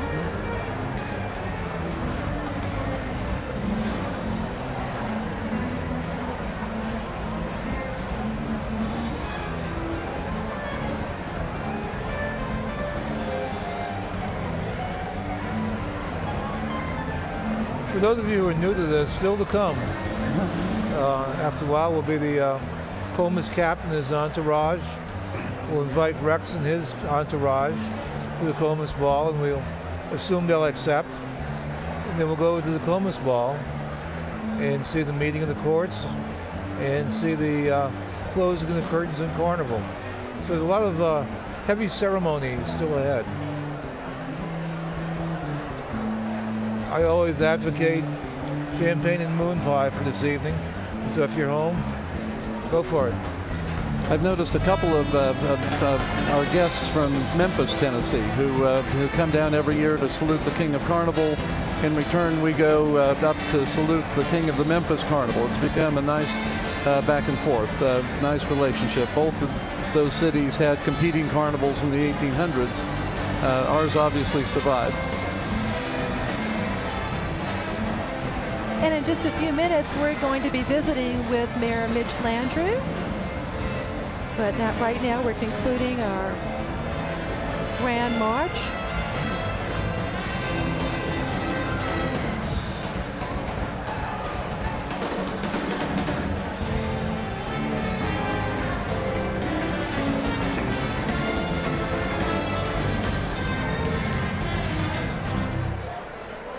Okay, and now though we're going to be introducing the pages because we haven't had a chance. We saw them briefly, and let's see, is this the King's page or the Queen's page?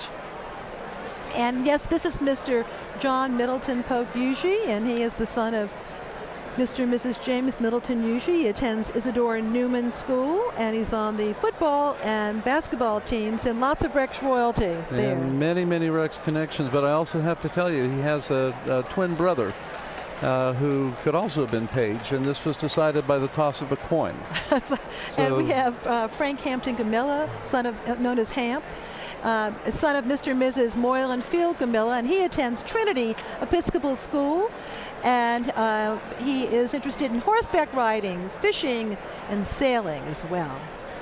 Both these young pages were presented to the press and today, and they did very well. We just the ball lieutenants just did their grand march with their guests and wives.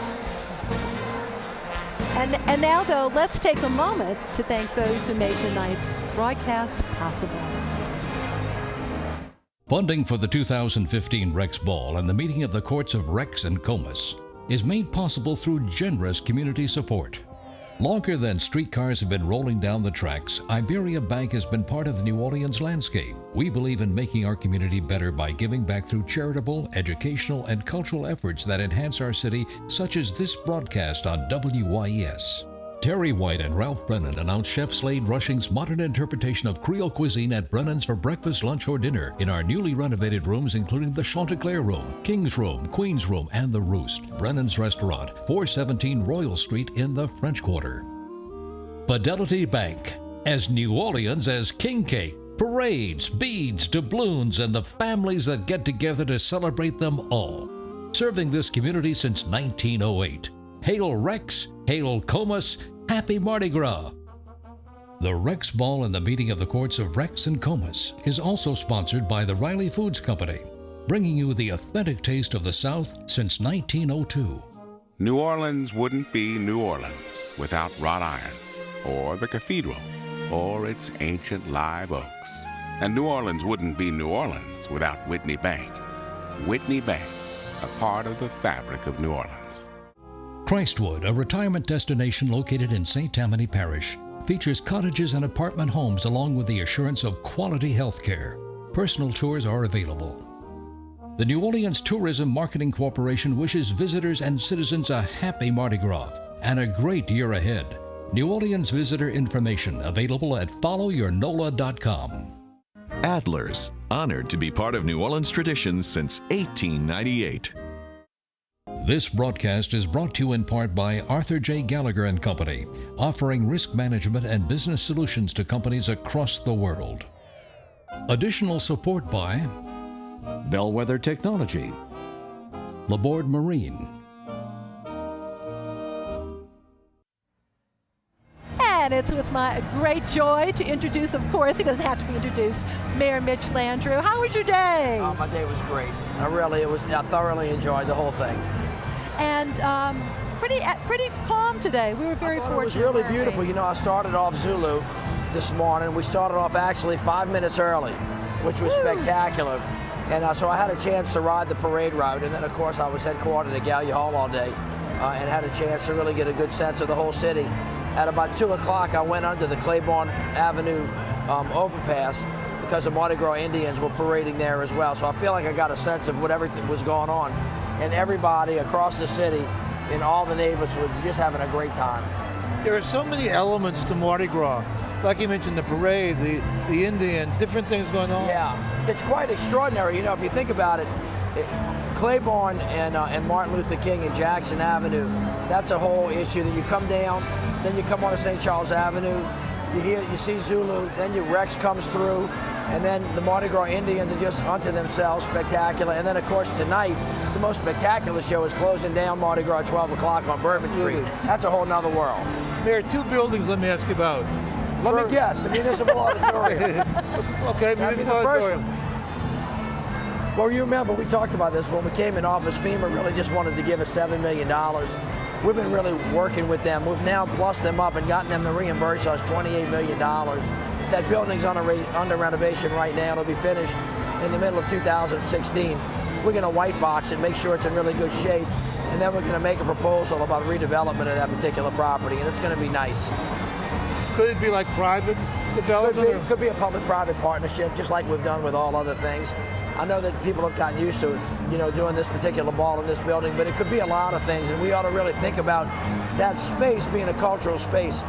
As we really prepare for 2018, of course, Congo Square, which is in the shadow of the Municipal Auditorium, is where jazz began, and has such an iconic place in the history of the city of New Orleans. So I want to be really creative about what we do with it. In the other building, Gallia Hall. Gallia Hall, really. Last year, as you know, a big block of it fell off. So we're going to begin a fundraising drive soon to begin raising money to restore Gallia Hall, and we really want to do a nice job with it. So there'll be, again, that should be a public-private partnership as well. Well, Mayor, thank you for all that you do. It's great to see you. Thank you very much, and thank you guys for keeping the Mardi Gras spirit and the history alive. Tell your mom and dad hi for us. I will. We're going to say it. Last night at Lundi Gras, to see you and Rex and Zulu all boogieing together, it's a great moment. Well, it was terrific. You know, both the King of Zulu and the King of Rex know each other well.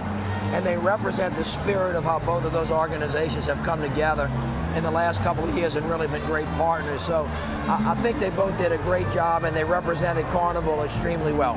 Thank you so much, Mr. All right, Mayor. you guys, see you. And now we're going to go back to the dance floor. There's some boogieing going on there. Still lots of ball left. We're really having a great amount of fun, too. And in just a moment, we're going to be visiting with the wife of Rex himself. This is Mrs. Christian Trousdale Brown, and I know that she's been very much a part of his entire reign and having so much fun and looking beautiful in green. Hello, Mrs. Brown, also known as Kia. And how are you? How's your day been? It's been so fun. We've had the best time. My goodness gracious. Tell me about your dress. It's gorgeous. This is made by Suzanne Perron, local magic seamstress. Wonderful. How did you enjoy the train ride last night? It was so much fun. We had a ball. It was fantastic to arrive on the train with the banners and everybody there to greet Rex 2015. It was just fantastic. Now, how did Mr. Brown tell you he was going to be Rex? You know what he said to me? We were in Virginia, and he said, I need to talk to you, which he never does. And then he said, I've lied to you. And honest Abe, oh no. He said, I've deceived you, and I don't even feel badly about it. At which point you can imagine the things going through my mind. So I sat down, and he said, well, I won't be riding on a horse this year. And I was so relieved. I had no idea. And then he said, and I'm going to be on the first float. And I realized that he was telling me he was going to be King of Carnival 2015. Well, I know that you are very much concerned about the look of the ball and the magnificent setting. What are you trying to achieve tonight with beautiful flowers? Spring and... I think springtime, fresh, light, and something to honor our beautiful monarchs. Very beautiful. And the incredible traditions of the Rex organization and His Majesty Rex 2015. So congratulations. Thank you so much. It's great to talk with you. Happy Mardi Gras. Okay, happy Mardi Gras to you. And we're back to the dance floor, and once again you're hearing the tones of Mr. Mark Romig. And we're delighted that actually we're going to be able to interview last year's Queen of Carnival, Carol Gelderman. This is with my annual statement. This is general dancing, where if you look, you'll see a general dancing. And we know for sure you'll see an admiral dancing, so it's on. So.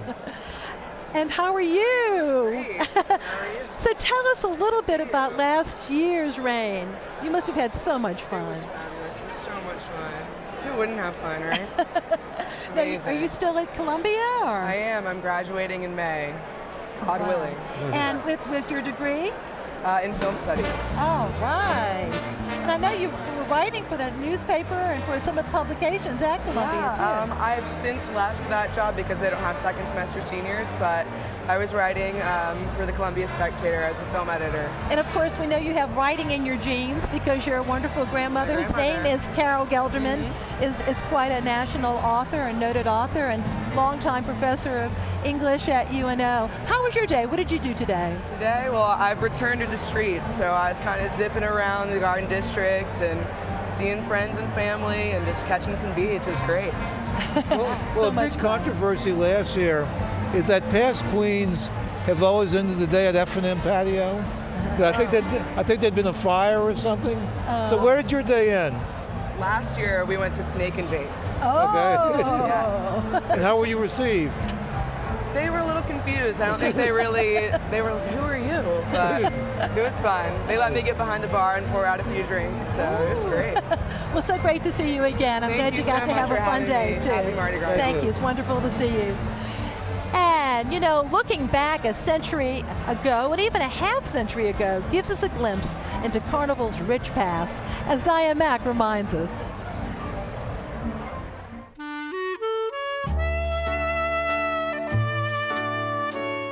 100 years ago, the King of Carnival was 37-year-old Ernest Lee Janke.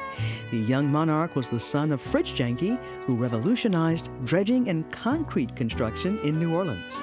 And Janke was an excellent example of the kind of man who would be selected to be Rex. He was born in New Orleans, educated at Tulane University. He was a first-generation American born to a German immigrant father who came to New Orleans in the 1870s. In 1929, Ernest Lee Janke was appointed as the Assistant Secretary of the Navy by President Herbert Hoover. He achieved many other distinguished accomplishments in his lifetime. Both of Janke's daughters also had very high honors in Carnival. His eldest daughter, Adele, was Queen of the Mystic Crew of Comus in 1931. And his daughter, Cora, who was also known as Coco, reigned as Queen of Carnival in 1936. Here at the Louisiana State Museum, we own Coco's gown and crown and scepter that she herself donated in the 1970s. It's a beautiful gown that she wore as Queen of Carnival in 1936. It's in beautiful condition, and we have exhibited it a number of times at the museum. The Queen of Carnival in 1915 was Sadie Downman. Sadie grew up at 2525 St. Charles Avenue, which was the home purchased in 1906 by her father, Robert Henry Downman.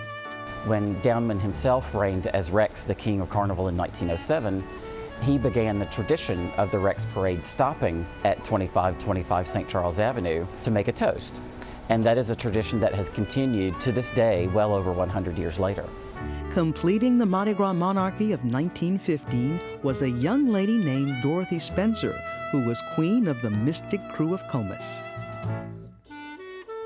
50 years ago, the King of Carnival was Harry Bartlett Kelleher Sr., who had the distinction of being one of the only men whose son also reigned as Rex. His son, Harry Kelleher Jr., was King of Carnival in 2000.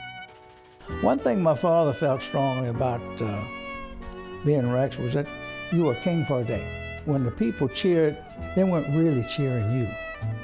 They were cheering the honor and cheering the persona of Rex. The Kelleher family has amusing stories of Harry Sr.'s ride in the Rex Parade of 1965. He felt that if someone stood to toast him, he should in turn stand to return the toast. So he stood up on the float. Well, no king had ever stood up on the float before. After this one stand-up issue, he finished the rest of the parade on the Rex throne itself. The Queen of Carnival in 1965 was Louise Smither, and the Smither family has had many carnival honors throughout the years. He used superlatives in respect to his queen, that she was the most beautiful and lovely queen a person could have, and he felt that way until he died, and they had a very, very warm relationship. The Queen of the Mystic Crew of Comus in 1965 was Carolyn Crucell, who shared a toast 50 years ago with the congenial King of Carnival. Kelleher's family has participated in Rex for many years. His grandfather was a duke in the 1906 Rex Court, and in 1992, his daughter Elizabeth was Queen of Carnival. And the thing I like about it is Carnival Day is for everybody. It's for the whole city. And to the extent that Rex leads the city in this joy and happiness and merriment, he's achieved his goals. And it's so nice to reminisce, but right now I'd love to show you the Queen's gown. It is so beautiful, and let's pay attention to the detail. Once again, Charlotte Lane Langenstein. The Queen is resplendent in a trumpet-shaped gown of hand-embroidered Italian tulle over silk lame, and it was designed by Cezanne Perron St. Paul. Her shimmering gold gown features an inverted V empire band encrusted with a striped pattern of crystals, beads, and sequins, and it's a grid pattern of linear hand beading engineered to the shape of the strapless neckline and sweeping hem. Vertical lines of square crystals and bugle beads extend the length of the bodice and into a chevron pattern of the ball skirt. The gold and crystal chevron motif in the Queen's gown was inspired by the ball gown worn by her grandmother, Dolly Ann Souchon, during her reign as Queen of Carnival in 1949. Other motifs throughout Miss Langenstein's gown were inspired by patterns in her grandmother's mantle, and of course the Rex organization's traditional mantle, the Medici collar, and jewelry complete the look. And we have another very special guest, the 50-year Queen of Carnival, This is Mrs. Dennis McDonald, known as Luli. Great to see you. Hey, welcome. Were you having a fun evening? Yes, I am having a fun evening. Thank you. Now, I heard that when you were with your king 50 years ago during the Grand March, where folks come up and curtsy, that people could actually go on the stage of the like close up to you on the stage of the auditorium. Tell me about that. Well, they came right up. These were all the Texas A&M Ross volunteers who also led the parade today. 50 years ago, they were there. And they all wanted to come up and talk to Mr. Kelleher, and he had wonderful things to say and asked them, all of them, every one of them. He took time, talked to them, and congratulated them. And so it took a while, huh? Well, he was fabulous. He had a nickname, Silver Tongue, because he was so good with his words. Yes. And we have a picture of you, actually, in 1965 with a beautiful, beautiful dress. Was that one of your special dresses around that time? I'm sorry? One of your special dresses around that time? Well, yeah, I guess I had a special dress in that picture. I honestly, I don't remember. Well, how were you told you were going to be queen? I'm sure you might remember that. Well, my parents didn't tell me right at first when they found out, because I was away at college and they wanted me to finish my exam. So they told me in the summer at some point, yeah. Yes. And to see your Rex, was he a fun gentleman to be with? He was fabulous. He was absolutely the most wonderful. Truly, all queens think theirs is the best, but I was so fortunate. He was wonderful. He made a shy young girl just feel like a queen. Well, he did. He was wonderful. Congratulations to you. It's Thank great you. to see you. Thank you very so much. Thank you very much. And now, though, let's take a moment to thank those who made tonight's broadcast possible. 2015 Rex Ball and the meeting of the courts of Rex and Comus is made possible through generous community support. Longer than streetcars have been rolling down the tracks, Iberia Bank has been part of the New Orleans landscape. We believe in making our community better by giving back through charitable, educational, and cultural efforts that enhance our city, such as this broadcast on WYES.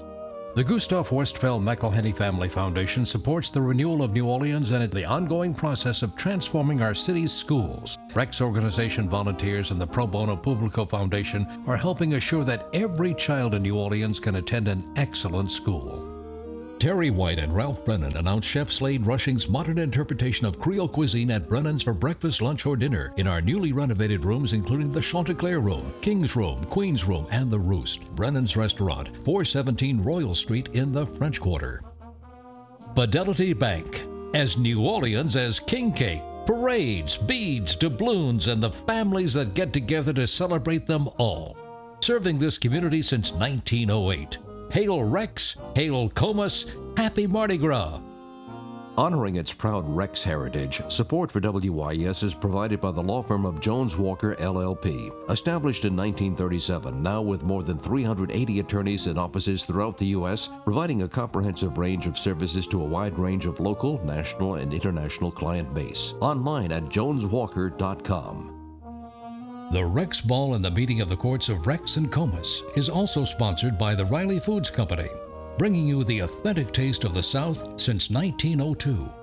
New Orleans wouldn't be New Orleans without wrought iron, or the cathedral, or its ancient live oaks. And New Orleans wouldn't be New Orleans without Whitney Bank. Whitney Bank, a part of the fabric of New Orleans. Christwood, a retirement destination located in St. Tammany Parish, features cottages and apartment homes along with the assurance of quality health care. Personal tours are available. The New Orleans Tourism Marketing Corporation wishes visitors and citizens a happy Mardi Gras and a great year ahead. New Orleans visitor information available at followyournola.com. Fresh from a $50 million renovation, the Sheraton New Orleans Hotel adjacent to the French Quarter on the historic Canal Street streetcar line proudly supports this broadcast on WYES. The Rex Ball and the meeting of the courts of Rex and Comus is also proudly sponsored by the law firm of Baker Donaldson, Mr. and Mrs. Jonathan McCall, Philip Woolham and Tina Freeman, the law firm of Adams and Reese, Mignot Faget, Chaff McCall, LLP. And once again, some very special guests, Mr. and Mrs. Bill Langenstein, and they are the parents of our Queen of Carnival. How was your day? Fabulous.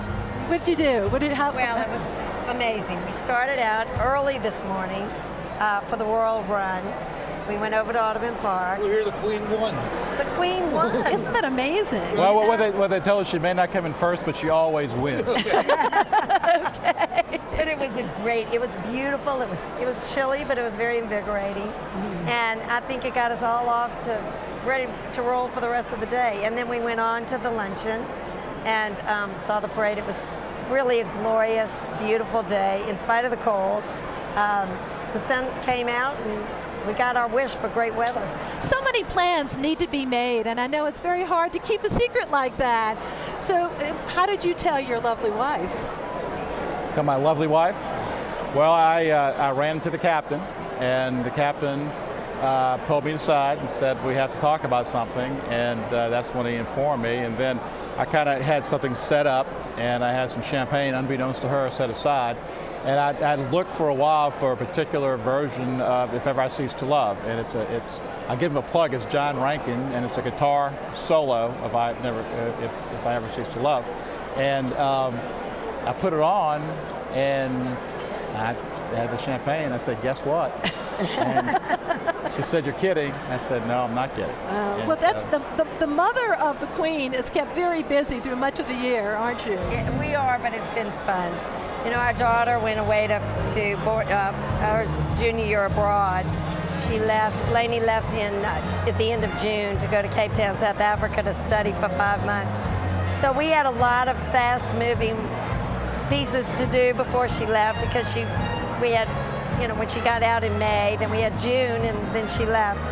So it was a very busy June, and then she came back in November. So it's been a lot of fun, a lot of family mother-daughter time. Very nice. And of course, reminiscing about your Dolly Ann Souchon, of course, and how much that means to you and the family.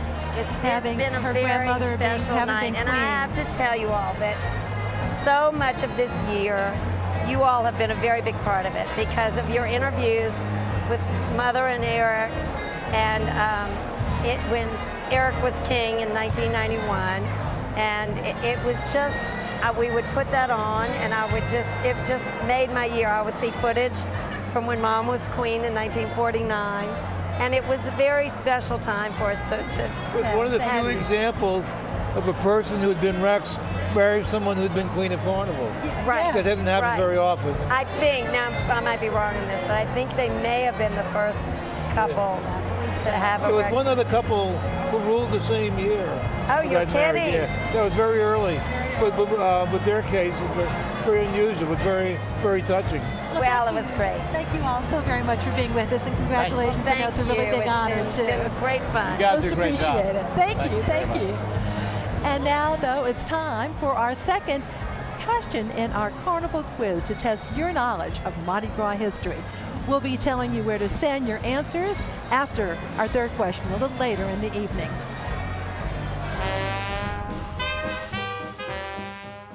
In the course of New Orleans history, name 2 royal personages who were guests of Rex on Mardi Gras. We'll have the third and final question a little later in our program.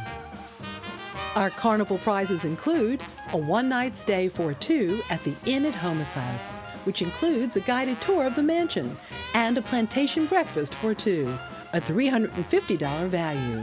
Also, $200 towards dinner at the nationally acclaimed Latil's Landing restaurant.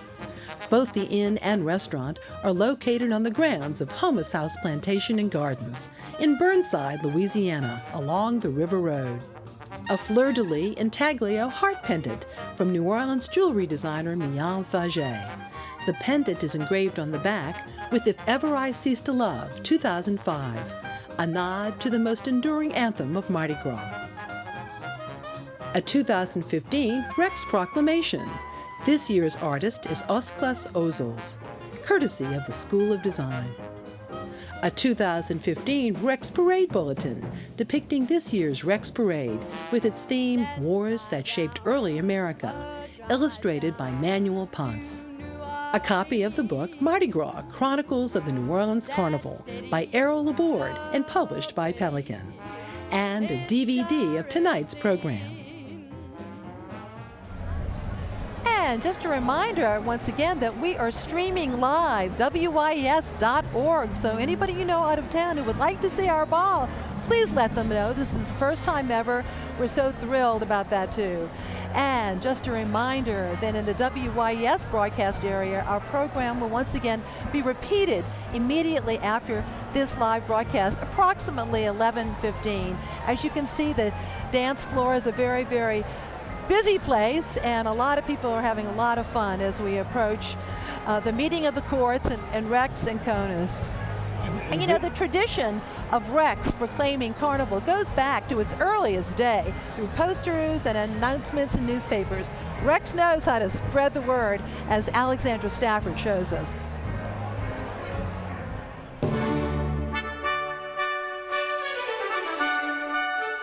While most New Orleanians have become used to the annual Mardi Gras parade calendar, the founders of the first Rex parade in 1872 had to make sure everyone knew when their parade was going to happen. Who better to do so than the King of Carnival? You know, if you're going to be the king, there are certain things you have to do. You have to make proclamations, you have to issue edicts, you have to command. Rex was assigned that function and promptly started issuing proclamations and edicts. One of Rex's founding fathers, Edward Hancock, published the proclamations in his paper, the New Orleans Times. They also found their way in the local French newspaper, L'Abeille, as well as newspapers across the country. They contained commands that the mayor should surrender the keys to the city, that offices should close and commerce cease on Mardi Gras, and to disperse that riotous body known as the Louisiana State Legislature. Proclamations soon included one of the oldest phrases in the New Orleans celebration of Mardi Gras, that Rex proclaims Carnival. These early proclamations did find their way all over the country, and they helped achieve the key goal of Rex's founders, which was to bring people to the city. After the Civil War, New Orleans was having a hard time financially, commercially, culturally. So Carnival became a major avenue to achieve those goals. By the 1960s, proclamations were produced in traditional form. But in the 1970s, the School of Design began selecting local and national artists to create proclamations with more art and less text. These are now valued collectibles.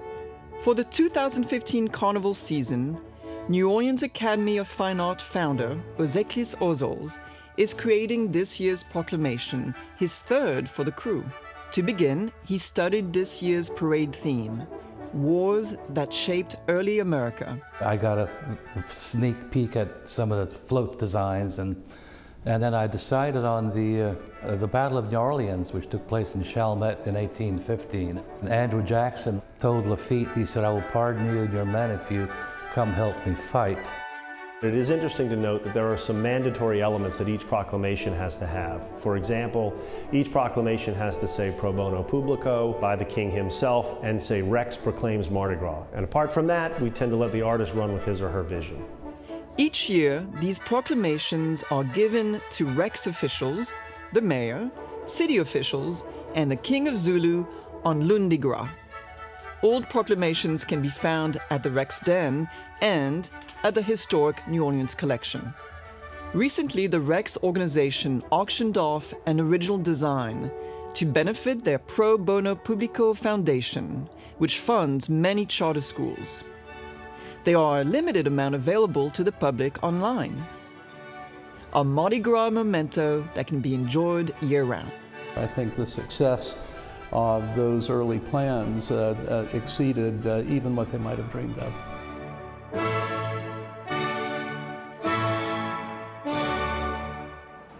Another royal guest, Mr. Jack Laborde, who was the King of Carnival in 2014. Welcome. Welcome. I'm glad to be here. Thank you. Tell us about your memories of last year's reign. Well, the memories are fading, but it's nice. Well, when you start getting dressed, you have the honor of going to Lundi Gras and seeing Errol in his fancy hat.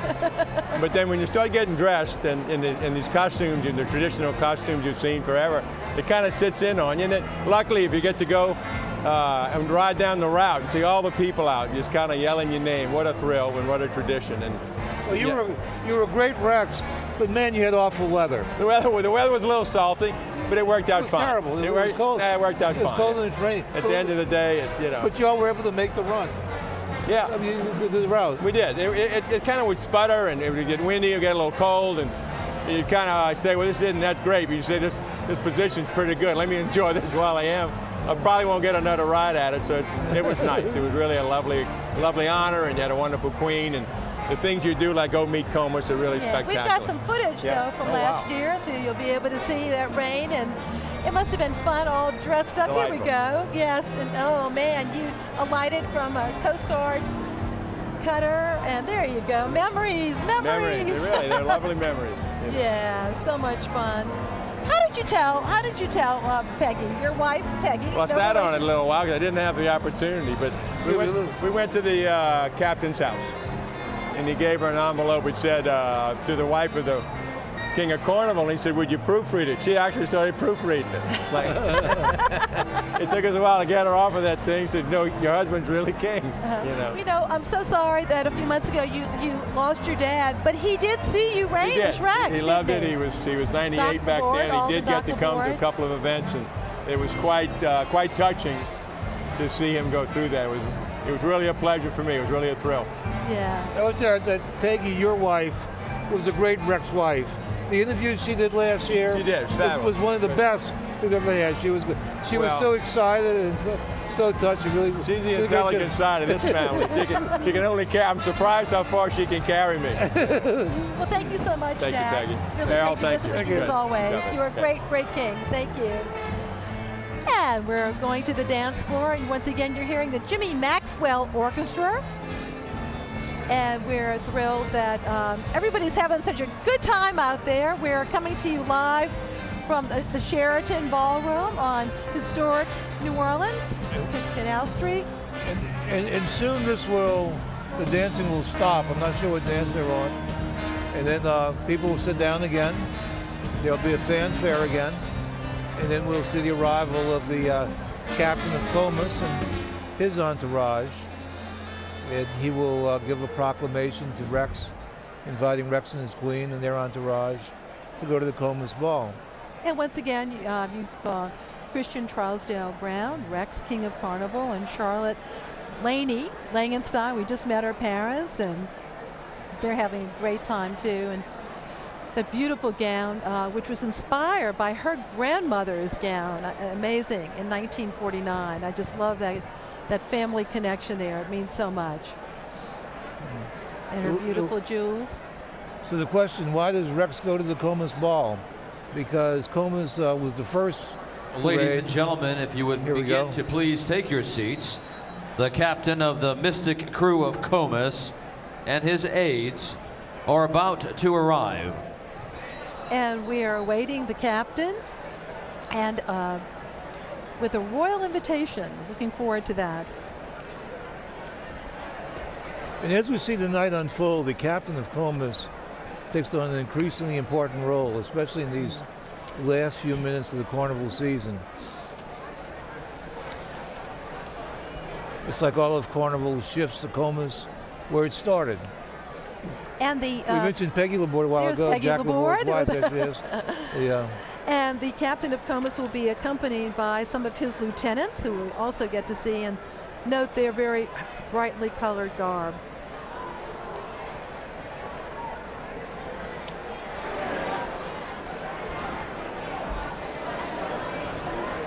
You were talking earlier about the canvas being made by Foster Awnings. Foster Awnings been very close to the Rex organization for a long time. And we're, just a reminder, once again, we're streaming live at WYES.org. This is the first time we're doing this. We're really thrilled. So please help us spread the word for now and in the future. We're really delighted. And also, you'll be able to see the entire Rex Ball online, too. If you know a favorite and home. There's Nancy Hales right there with the back of her head, Mrs. Stephen Hales. Who's a favorite home? If you know somebody in China, call them and ask them to stream this. Please stream this. And we're going to ask a little later. We really want some feedback from folks who are watching. So we hope we do get some emails and letters from all over the world. It'd be so grand to receive that kind of input too. As you said, you see the floor being cleared in anticipation of the captain of Comus with a royal invitation. Stephen, hello. You're Hello back. there. We're thrilled. You're back. How's the dance floor? The dance floor is packed. Every time I see this, I think we should go back to calling it an imperial reception and not a ball, because a lot of folks are visiting. A lot of folks are visiting. A lot of folks are approaching the dais and waving at royalty. It's not a lot of dancing.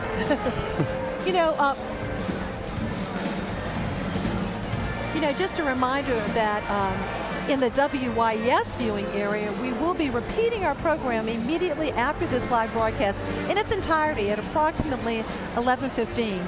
Something I just wanted to mention about that royal crest, that Foster Awning is responsible for that wonderful canvas, and it actually takes two ladies who are seamstresses to create that. It's quite an effort. And on the Comus side, Foster Awning, look at that, look how beautiful. And you'll see a little later on the Comus side of the Royal Cup, which is the signature of Comus, but you can see the intricacy of that.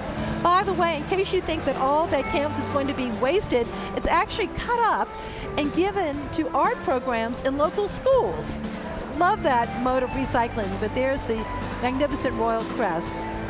So here are some folks having a great time, and I was trying to see if we had any particular popular color in terms of ball gowns, but I think it's pretty broad-based, don't you, Stephen? Yes, I do. The other thing I noticed in walking around dance floor for just a little bit is how many members of our military are here in their uniforms.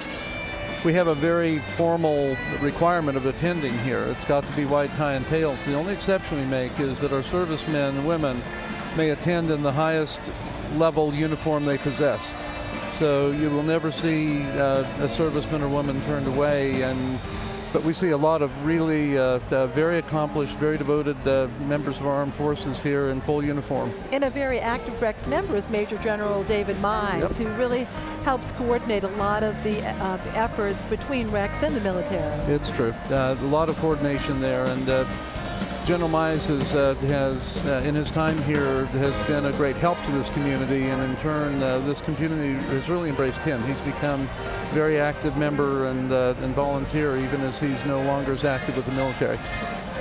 Ironically, we're hearing a sort of a quasi-military song, the theme from MASH. Yeah, the Jimmy Maxwell Orchestra. The Comus captain must have been delayed, maybe.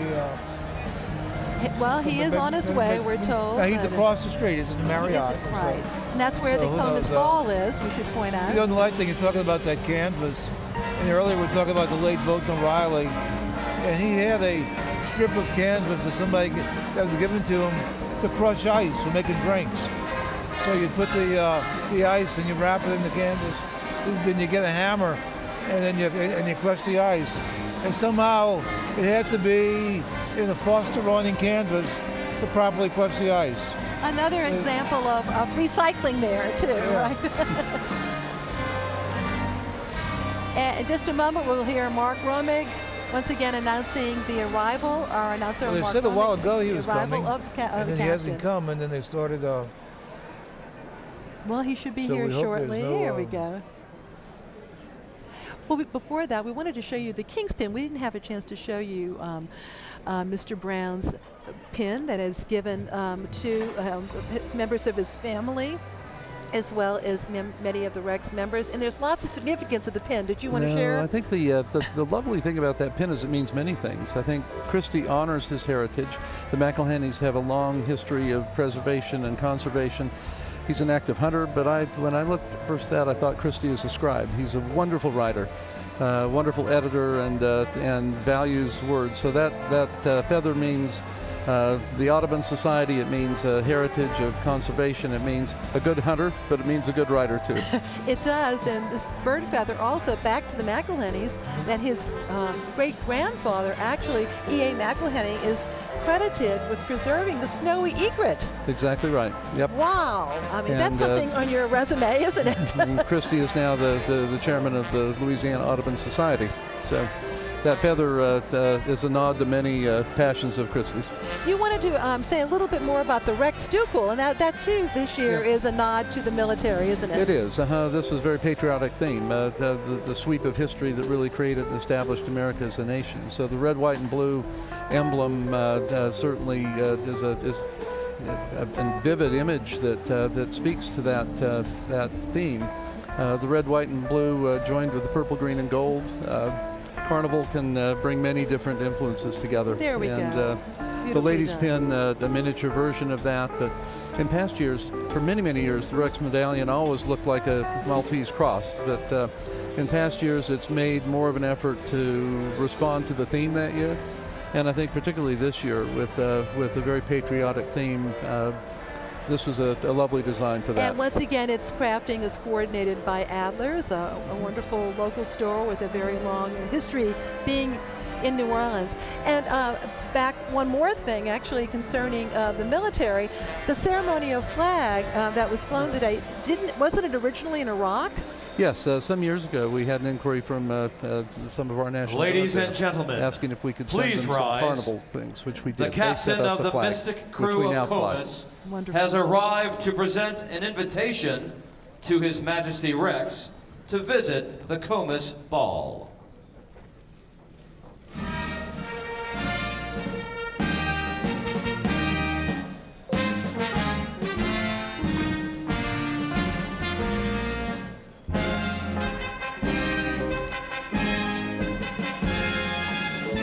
Again, it was Comus that started it all in 1857.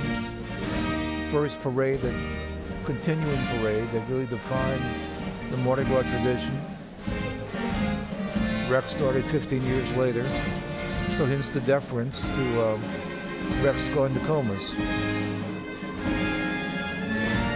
And we'll certainly talk more about Comus later, but Comus is a god as opposed to Rex as royalty. Oh, there's all kinds of symbolism here. Yeah, we'll get into that. We'll dish it out.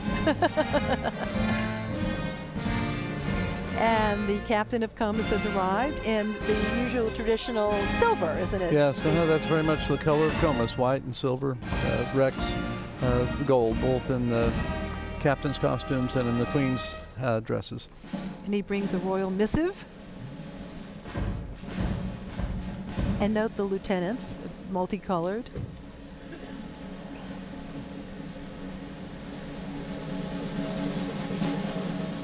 A rather timid page going out there. We got a captain and 8 lieutenants. I mean, that's pretty daunting. It is pretty daunting.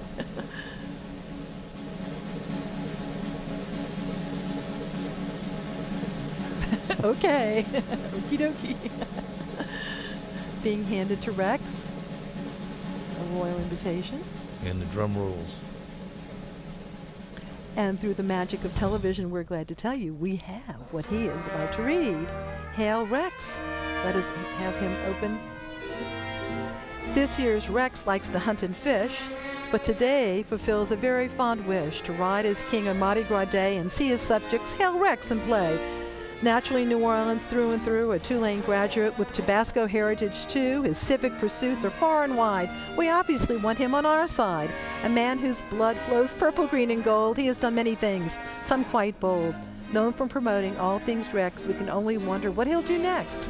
As captain and king, you have led your parade through the street. Now bring your lovely queen and allow our courts to meet. Comus 2015. I think he said yes. There we are.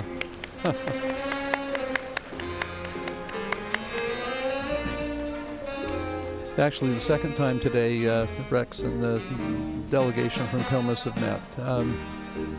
In the morning, early at the Den, Comus delegation comes to toast Rex. Rex toasts Comus, each wishing the other well in the day and looking forward to meeting again that evening as the courts join. What a lovely tradition. And what we'll see happening after Rex and his queen departs for the other side over to the Marriott, their courts will be leaving too, won't they? That's right. Christian Trousdale Brown and his Queen Charlotte, Laney Langenstein are on their way across the historic Canal Street. I am so proud of these two. Christian Brown, Christy has been such a wonderful leader in the community, such a wonderful leader in Rex, and has his heart in the right place. He is a man who will see a need in the city and try to find a way to meet that need, and to be able to take Carnival in general and Rex in particular and focus that energy and those resources on bringing a renewal in our public schools so our children can have access to wonderful schools has been absolutely his mission since Katrina. And here we are. We see a school system that's become a national model for reform, and we see the Rex organization and Carnival helping to support that. Very consistent with how Rex began. Well, we just saw just a moment ago in a beautiful blue gown his mom, Louisette Brown, and she herself a longtime community activist. And so he talked about how his parents really influenced him, and indeed, here she is tonight. Yep.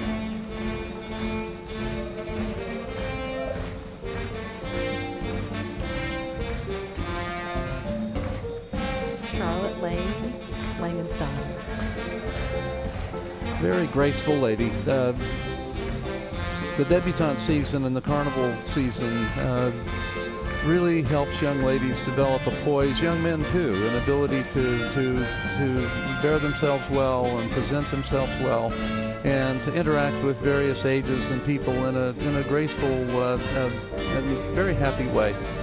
Lainey is just a delightful young woman, extremely capable, wonderful student, has bright things ahead of her, and couldn't be a more beautiful Queen of Carnival. And our Rex is accompanied by another former Rex, Mr. Tommy Westfeld.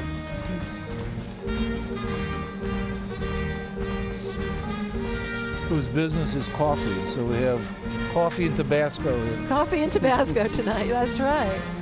Although I don't know if we created a trend here. When I saw Christy put Tabasco in his champagne, I'm not sure that's... Did you wince?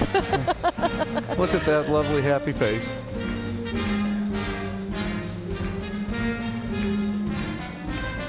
We had a Tabasco king a few years ago, the late Paul McElhenney. He was so missed. Executive, very jovial man. Christy's cousin. He was for many years a rumored Rex. Every year there was a rumor that Paul McElhenney is going to be Rex. And then finally it was true. I think he enjoyed being the rumored Rex almost as much as being Rex. And then he was Rex that very first Mardi Gras after Katrina. And he was just right for that. Loved this city, loved this state. And so affable.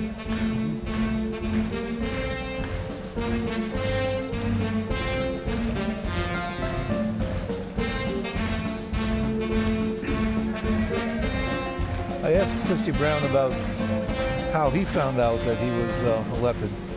And by now you know he's an insider in the Rex organization. So he was at the meeting where they were voting on the Rex. And he had a candidate in mind. He said there were 8 people there. And so people voted, and there was 8 different votes for 8 different people. So they said, well, let's do this by ballot. They did it by ballot, and he won 7-1. Of course, it was all prearranged that it would happen that way. Okay? He'd been the only dissenting vote. Bidding their subjects goodbye and heading over across Canal Street to the Marriott Hotel for the Comus Ball, which, by the way, began at 9 o'clock. It starts 1 hour later than the Rex Ball, which began tonight at 8. I love the sight of the ladies with their white gloves clapping in unison. And, of course, all of this is in preparation for the meeting of the courts of Rex and Comus, which will take place at approximately 10:30. Not too far.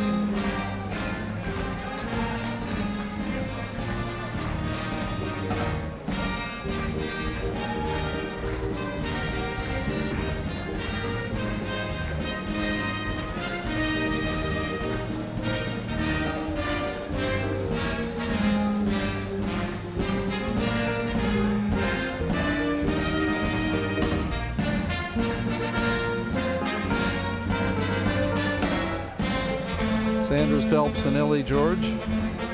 Two fine athletes. Sanders, championship tennis player. Ellie, a wonderful volleyball player. 3 state championships.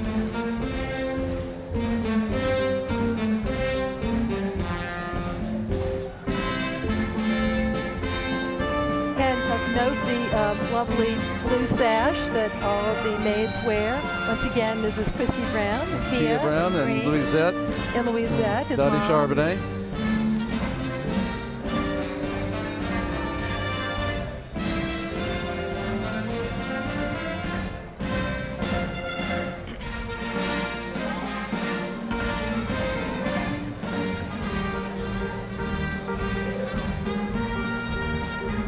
And even though the court departs, and actually the ball won't be over yet until approximately 10:30, because there'll be a lot more dancing. One thing that we did want to acknowledge, and we've certainly mentioned it throughout the evening, was the Pro Bono Publico Foundation and the website, and I know you're very involved with that. Right. You know, the Pro Bono Publico Foundation really was Christy's dream and vision. Founded after Katrina, when we came back, there was so much to do, and that foundation now has grown to be a major supporter of schools in this city, public schools, assuring that every child can attend an excellent school. We're up to almost $3.5 million in gifts since Katrina, and hundreds of volunteer hours, thousands of volunteer hours in support of this. The grant checks last time, $850,000 were given out at the Rex. Ladies and gentlemen, that's a gathering everyone of is wonderful invited young to educators participate in receiving dancing. additional support for their mission. This is one of the happiest times, I think, in the Den, when it fills up with these bright young people who've come to New Orleans to make sure that our children have excellent schools. And for Rex and the Pro Bono Publico Foundation to support them and to be able to do it financially and also with our volunteer investment has been added real meaning to Pro Bono Publico. And you also have a website, active website too, Yes, don't you? absolutely. The Rex website is a busy place.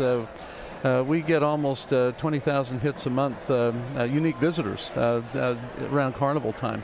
It's a beautifully put together website, a lot of history, a lot of background about Rex, a separate website for the Pro Bono Publico Foundation so people can understand its mission.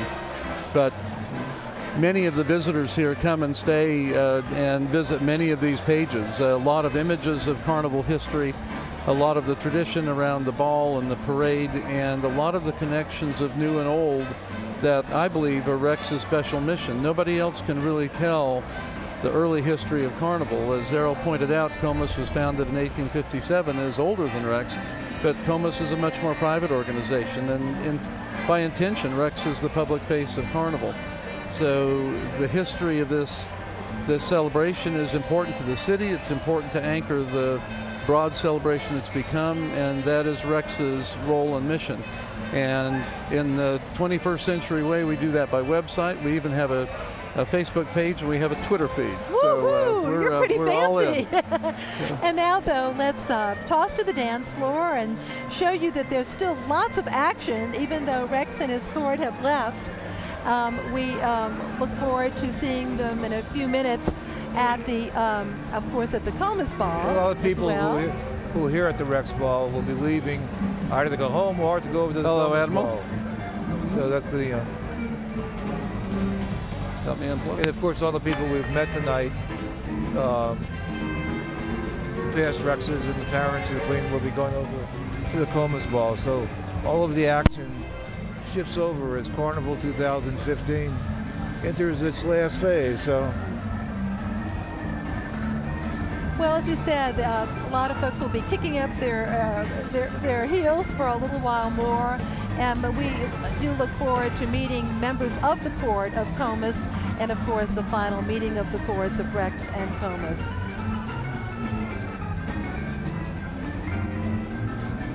And once again, we're delighted that we have another very special guest, Rear Admiral Cook. So good to see you, sir, and you were honored tonight. Hello. And my husband, Errol, here we go. Hi. How are you? How was your day? Did you get to have fun today, or did you have to work? Very exciting day. We were invited to ride on the Rex parade, and we just had a ball. I don't know how we could have timed the weather any better. Maybe a little bit warmer would have been nice, but No rain. Which float were you on? Float 23 had to do with the majestic sea fighters, and it was really an awesome group. Yeah, your domain as the commander is pretty big. I mean, it's pretty much the central part of the United States, isn't it? It follows the river system pretty well, and it takes in all of 26 states. So we actually have 9 districts within the Coast Guard, but mine is 26 states. Wow. Well, I was wondering, with all this snow in the east, are we going to have flooding over here? Is that going to affect it, or do you know? Is that something that we have to be worried about? What we really watch is the snowfall in the Ohio Valley. That's a real watershed that feeds the Mississippi. So right now, they're not predicting anything that far out of normal, but they have really gotten a lot of snow in the last 2 weeks, so we'll have to wait and see. What are some of your favorite initiatives right now that you're concerned with your work? I didn't hear that question. I'm sorry, what are some of your initiatives right now with work? What are some of the things that you're focusing on? Because you have such a vast scope of job. That's a very good question. So not only is it the 26 states, it's also the offshore area where the oil companies do the drilling and exploration. So we just completed an initiative to reorganize the staff to provide more focus and also provide better way of connecting to the industry. Rather than having it distributed among the staff, we have one Outer Continental Shelf division now. So that's been a really big improvement. And then far away from New Orleans, it seems the border with Mexico, we have some law enforcement activities there where we've been working a lot on eliminating some illegal fishing. I think those are the 2 biggest things that we have going on right now. And the Coast Guard is now under Homeland Security, right? That's correct. It used to be under Treasury, but now, so you can see its mission has shifted a little bit. It did. Right after 9/11, when the Homeland Security Agency was formed, we became a critical part of that. And it's really shifted the way we do business, but I think we're right now in a very good balance between safety and security. Well, thank you so much, Admiral, for being here, and I'm glad you had a good time and got to ride. Thank you very much. Thank you for providing both the safety and the security. You're welcome. Yes, indeed. Thank you. You know, in the late 1800s, parade goers could receive a sneak preview of the parades through illustrated publications. Among the printers we have to thank for this royal pageant record is T. Fitzwilliam, as Marcia Cavanaugh explains.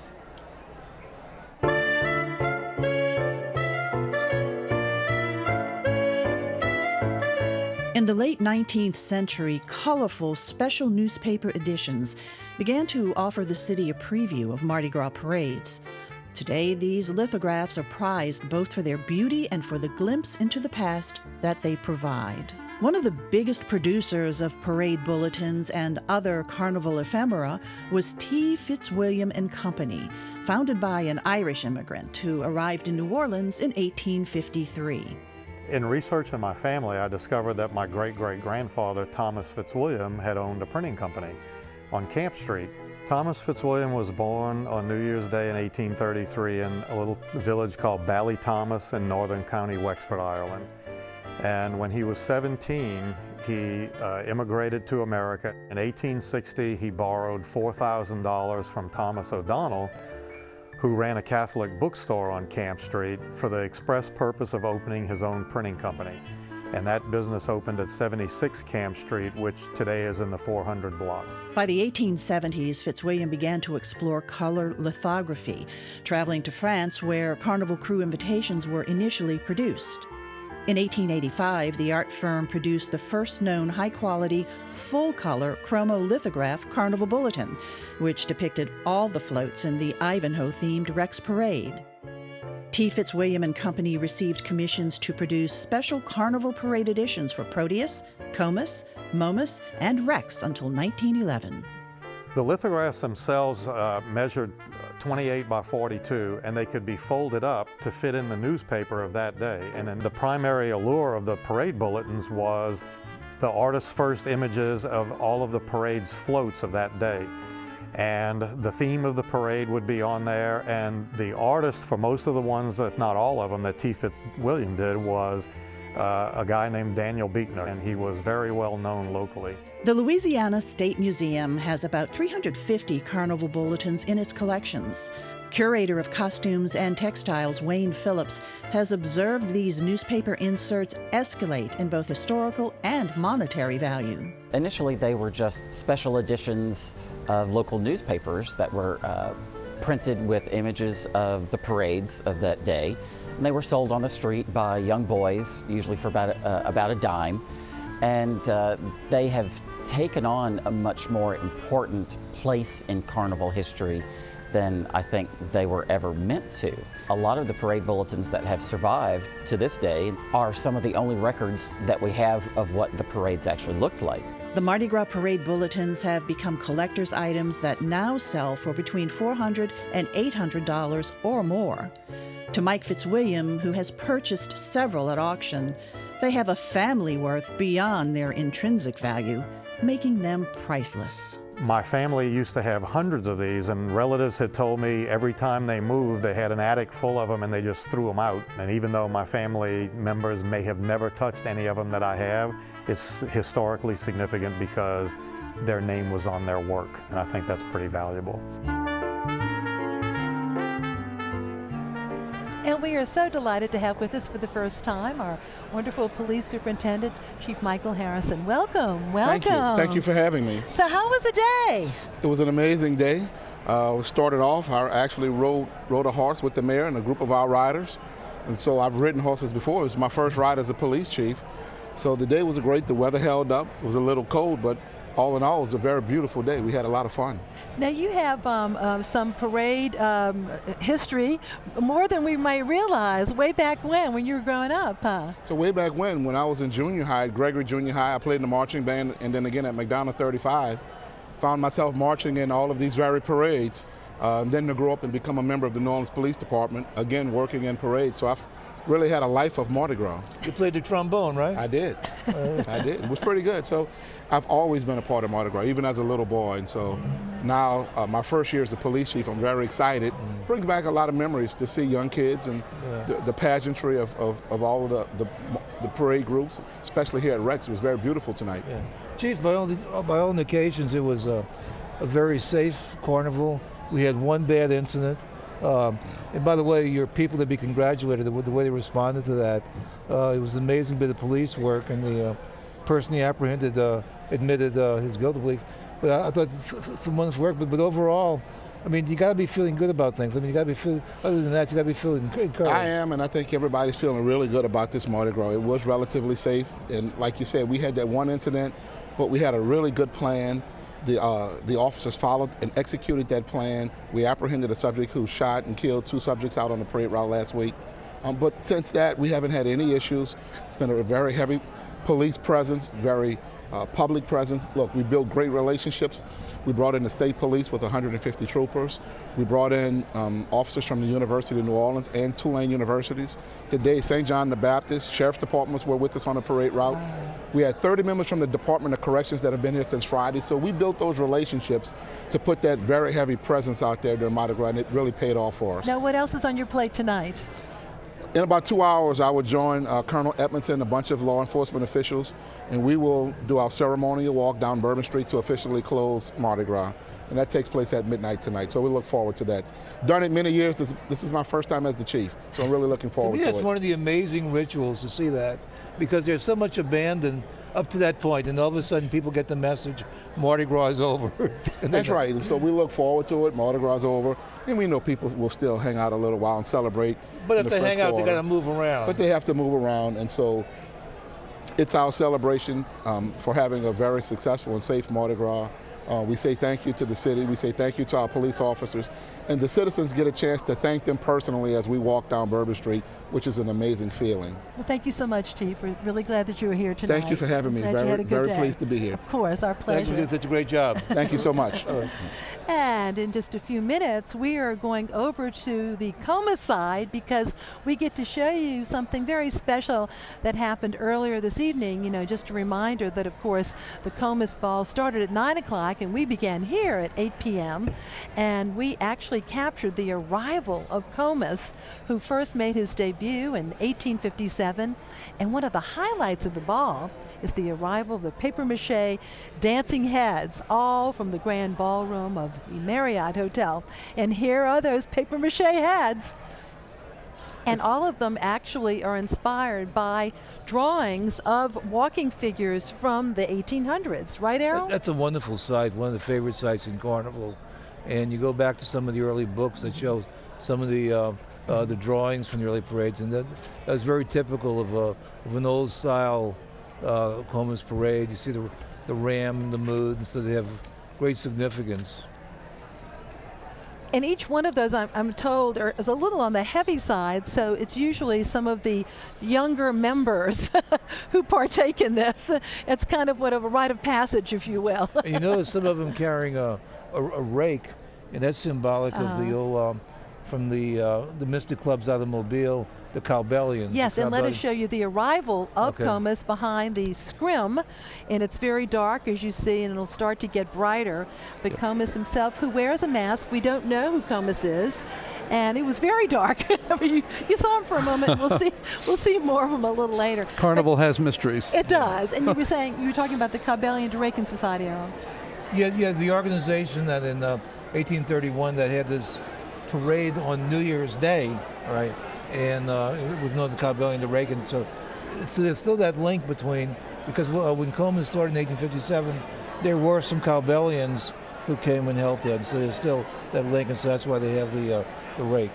Yeah. But that's left a nice controversy and competition back and forth over all of these years about who started what. It has, and there's that controversy got enlivened this year. And I think there's a good point that what was going on in Mobile was a New Year's Day celebration. It was, and yet the Mystic Society that started there really informed the beginnings of Comus, and Comus paraded on Mardi Gras, and so justly New Orleans really can claim that. Right. But certainly Mobile influences the Cowbellians especially. Important to that. We should point out for those who are perhaps seeing, especially as we are streaming this for the first time, seeing this elsewhere, that Comus is really the crew that established this organized parading as we know it in 1857.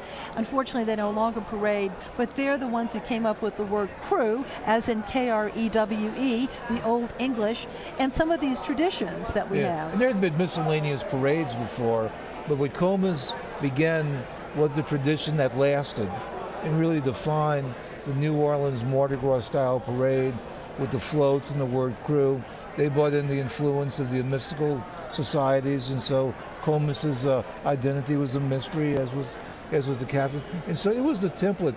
Every crew that exists today in New Orleans, every one of them, whether they know it or not, has some influence from Comus. And that's certainly true for Rex. Yeah. I mean, was and always has been an overlap in membership, but where Comus has been more private, Rex more the public face of Carnival.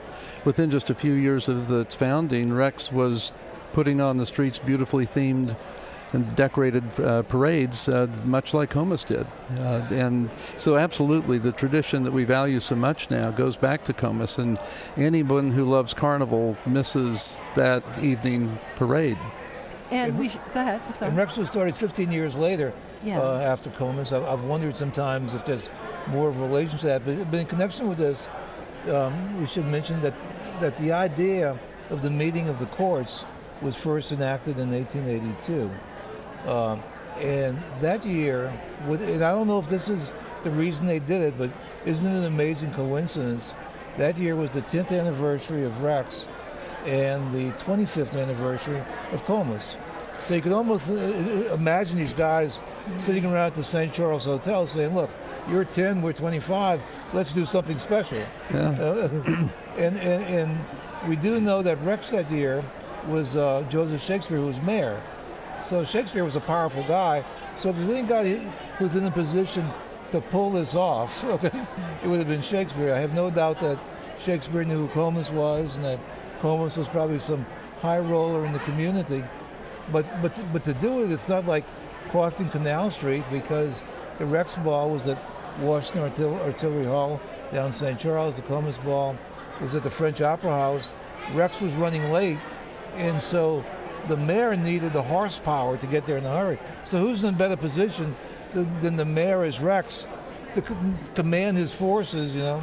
And no telling what he did. I mean, they probably had police on horseback and, you know, just galloping to get him over there. Absolutely. And speaking of galloping and crossing, just a few minutes ago, Rex, the king of Carnival, Christian Brown, and his queen, Charlotte Laney Langenstein, along with their court, made their way across Canal Street, historic Canal Street, the neutral ground, as we call it, from the Sheraton to the Marriott Hotel. Of course, this is all in preparation for the historic, as Errol said, meeting of the courts of Rex and Comus. And you'll notice the red carpet that is placed that actually crosses Canal Street for just a few minutes for them.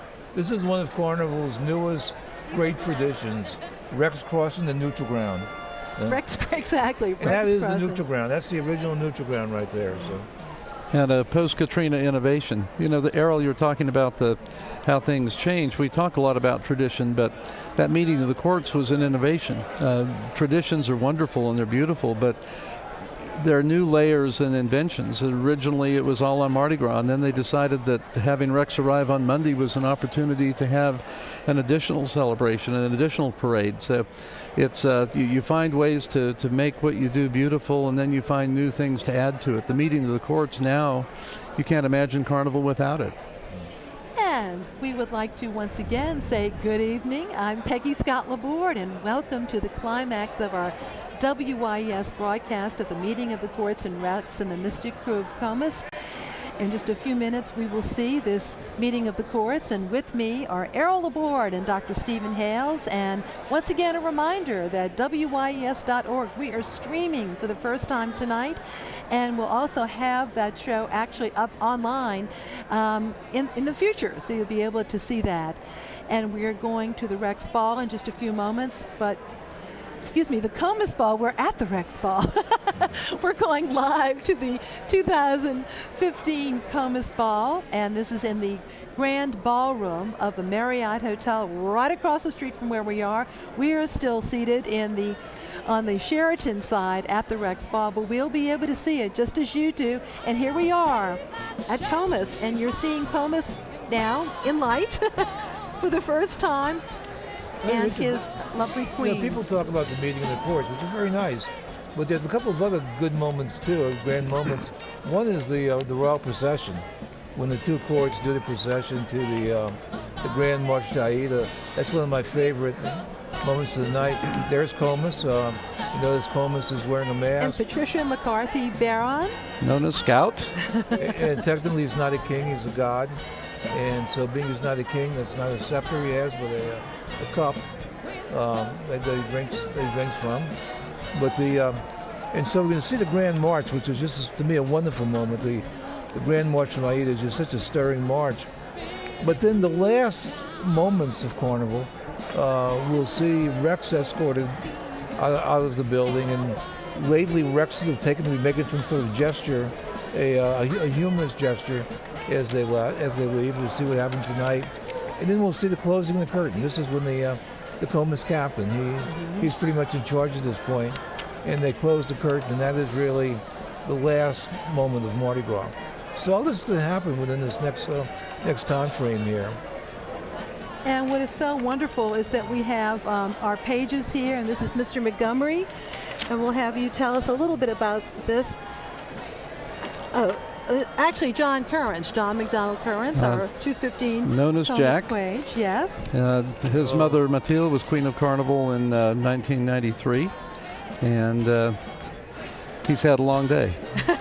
He has had a long day, and each of both TV Comus cameras and always catch these guys just when they yawn. That's right. Both Comus and his queen, they each have two different pages, as a matter of fact. That would be Master Currents. And this is Walker Montgomery. No, there's Walker Montgomery. And by the way, there's nothing wrong with yawning. A student at Newman, fifth grader, received the sportsmanship award in his grade and loves to play tennis. His aunt was a maid, his uncle was a page, and his grandfather was a page in the Comus court. The Comus Ball now is, as we saw on the rec side, they've had their introductions, and now they're having their general dancing. And we have, we'll be meeting Linton Cook, and he is the Queen's page and the son of Linton Guy Cook III and Anne Gwan Kleinpeter, and he was a junior cook at the 12th Night Revelers. His cousin is the other king's, or Comus page. So these are cousins, both helping with the same train. Yes, indeed. Today. We also have Mr. William Cook, and he is the son of Michael Patrick Cook and Aaron Cook, and he is a 6th grader at Trinity Episcopal School. And last year he was in Mithras, and he was a junior cook and 12th Night Revelers. Yep. And that's Lion's Cook. In Comus are the bookends of Carnival. 12th Night Revelers held on 12th night, the first night of the Carnival season. And of course Comus is the last event of the Mardi Gras season. They represent the beginning and the end. And we want to also tell you about the magnificent Queen's dress. We have a description of that. We'll show you her great dress. It's just gorgeous. Visiting with Thomas and Wendy Barron, the parents of the Queen of Comus, Scout, about how that name came about. She has the quick and nice story. Her mother told her father when she was expecting Scout that she thought this might be a girl. Thomas said that might be a problem because he only had brothers. Uh-oh. So, and you see her wearing a slim-fit A-line gown of French Chantilly lace, a silver silk chiffon and lame by Eileen Hartman Designs, and from the sweetheart neckline to the double-layer scallop train, the lace was fully hand-beaded, embellished with Swarovski crystals and rhinestones, and the bright silver of the chiffon underlayer gleaming through the dazzle sparkle of the rhinestones, margaritas, lock rosens, and her brilliant look is of course completed by the organization's traditional Medici collar, fur-trimmed mantle, crown and scepter, and the royal jewels. Lovely young lady. Thomas Barron decided that if he was going to have a daughter, she would have to be like Scout in To Kill a Mockingbird. Oh, I love that. And Scout lives up to that. She's a wonderful scholar, a wonderful athlete, really bright, capable young woman. Long tradition in that family. Her cousin Connor Nelson has been a page. She has been in several other balls this year. Graduate of Metairie Park Country Day and on the Dean's List at UVA. And now we'll get to visit with our maids, and we'd love to introduce you to them. And there are quite a few. There are more than usual this year. This is Miss Catherine Crawford Adams, known as Katie, the daughter of Jesse Rowland Adams III and Mr. and Mrs. Joshua Lowentritt. And she is a junior at the University of Mississippi, majoring in hospitality management. And Mary Margaret Adams Brewer, Jesse Rowland Adams, past Comus royalty. And Sarah Kent Agnew, daughter of Mr. and Mrs. Frank de la Hussey Agnew, currently a junior at Washington and Lee University, majoring in history with an emphasis on European studies, minoring in art history. She was also a maid in Les Parettes and 12th Night Mithras and Proteus. And Eleanor Brennan Davis, Ellie is her nickname. She's the daughter of Dr. and Mrs. William Edward Davis III. She is a junior at Vanderbilt University. She's majoring in human and organizational development, and participated in Squires, Les Parettes, Apollo, and Osiris. Okay. George and Elizabeth Devlin. And Jordan Devlin is the daughter of Mr. and Mrs. Clay Sutton Devlin, and she is a junior at LSU, majoring in advertising. She's had past Comus royalty, a father, a page in 1973, a brother, a page in 2009. And Courtney Cook Geary, daughter of Mr. and Mrs. Clayton Cook Geary, and she's a junior at LSU, majoring in business and human resources. Many relatives here. Abby Geary, a sister, Mallory and Kelly Geary, cousins, Ashley Geary, also a cousin in past Comus courts. And Miss Elizabeth Ashlyn Hines, known as Ashlyn, daughter of Mr. and Mrs. William U. Hines. She's a junior at the University of Alabama, majoring in public relations. And her sister, Mary Wyatt Hines Milano, was the Queen of Comus in 2009, a brother, page in 2005.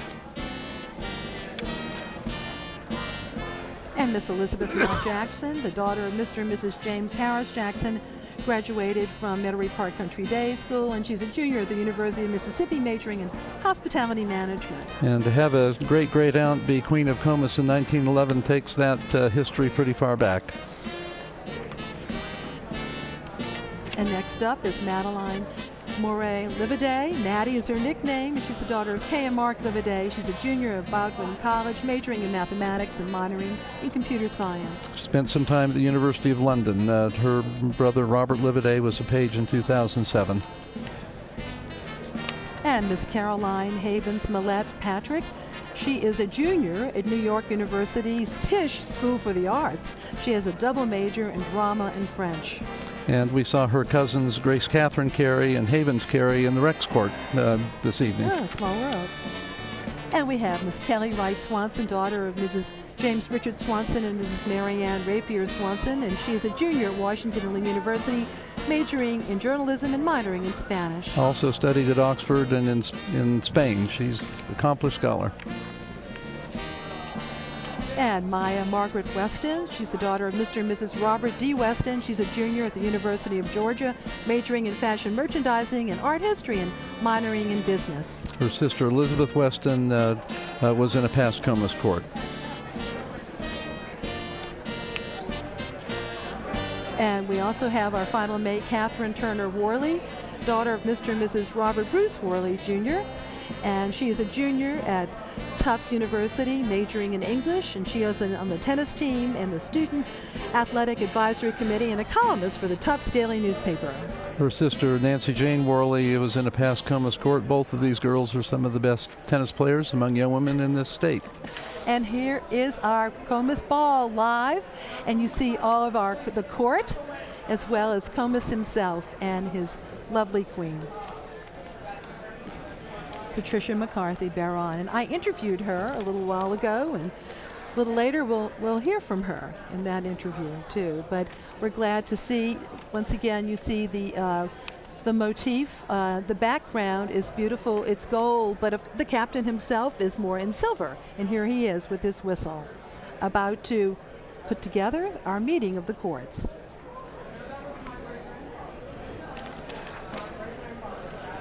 And once again, our pages, our royal heralds here. What they Mr. refer Volz to and Dr. Engelhardt. What they refer to as the royal fanfare.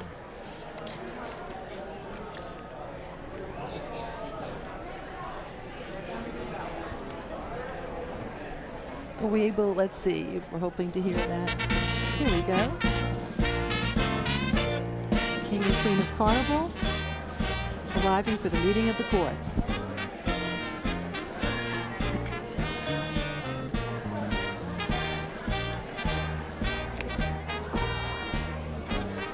So whenever Rex moves on his own, he moves to If Ever I Cease to Love. Now, later when he's moving with Comus, it'll be Aida, but here we go with the meeting of the courts.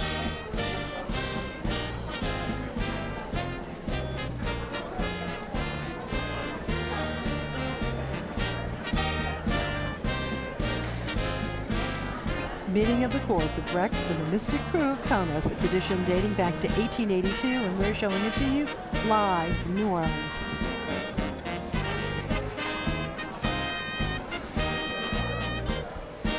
And the captain of Comus himself, welcoming Rex.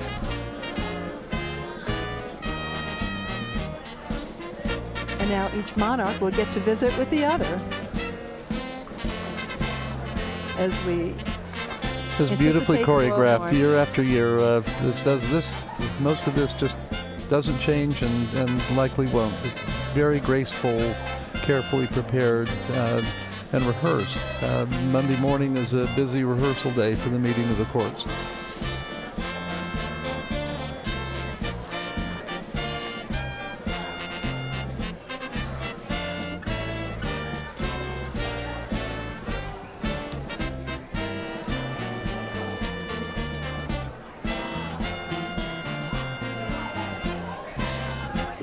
Everyone's getting in position for the Grand March.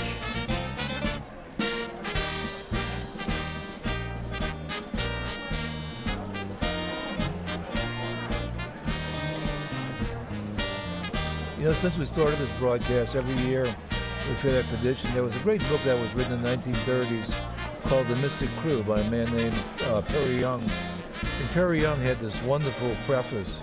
And every year we've mentioned it. When Henri was on the show, Henri used to do it from memory, and no one can imitate the passion in Henri's voice for doing it. So I feel humbled to be reading it, but I think it's worthwhile. It says that Carnival is the butterfly of winter, whose last mad flight of Mardi Gras forever ends his glory. Another season is the glory of another butterfly, and the tattered, scattered fragments of rainbow wings are in turn the record of his day. Beautiful analogy of the butterfly of winter. Now, what that goes on to say is that when he talks about the rainbow wings and the tattered, scattered fragments, is that there is so much to our carnival. There are so many bits and pieces of it that the most anyone can ever hope to do is just collect fragments. But it does remind me, we have a very, very complex carnival, very, very involved. There are other cities that stage carnivals. They may stage a parade or something, but ours is so interwoven. There's just so many elements to it, and so there are many fragments of rainbow wings scattered throughout. If you are seeing Comus for the first time, you'll notice his jeweled cup. And Comus is a god, and in mythology, would you like to share some of that, Stephen? Why the cup? The cup, the Comus cup, is an ancient symbol going back to the god Comus himself. So he's never had a scepter. It's always been this lovely cup, and some of the remnants that Errol talks about are some of those treasured Comus cups going back into the 1800s, each unique. And according to the story is that he was a bit of a mischievous god, and if you would go into the woods and you'd encounter Comus, he'd invite you to take a sip of his cup, and unfortunately you would be turned into a beast. So there's a little bit of menace there at the same time. So don't drink from Comus's cup. The moral of the story is don't drink from Comus's cup. Well, it does well as a scepter, I think. Yes. And once again, Patricia McCarthy Barron, known as Scout. Scout Barron. Her father, Thomas Barron, is a retired general. Was with the Army and then with our Louisiana National Guard. Played an important role post-Katrina in helping to stabilize the city. He retired several years ago. Scout's mother, Wendy, is the principal of the Apollo Group, a healthcare consulting company, also on the board of Fidelity Bank, one of our sponsors.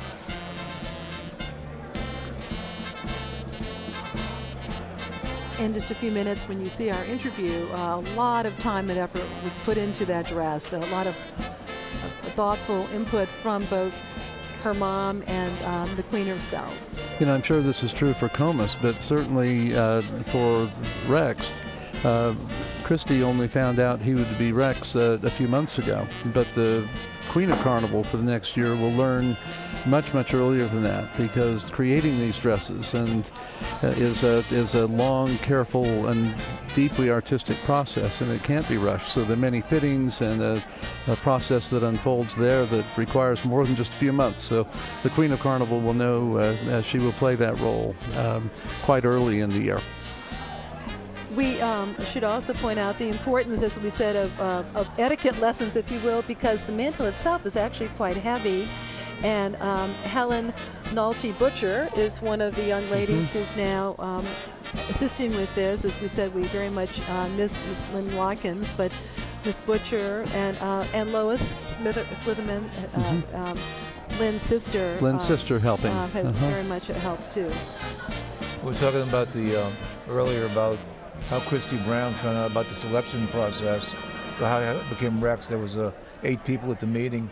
On the other hand, on the Comus side, it's kept a secret. It truly is the captain who picks Comus. And so conceivably, a lot of the members of Comus don't know who Comus is either. Errol, the music. Here we come with the Grand March from Aida, one of the really stirring pieces. And Aida was created by Giuseppe Verdi.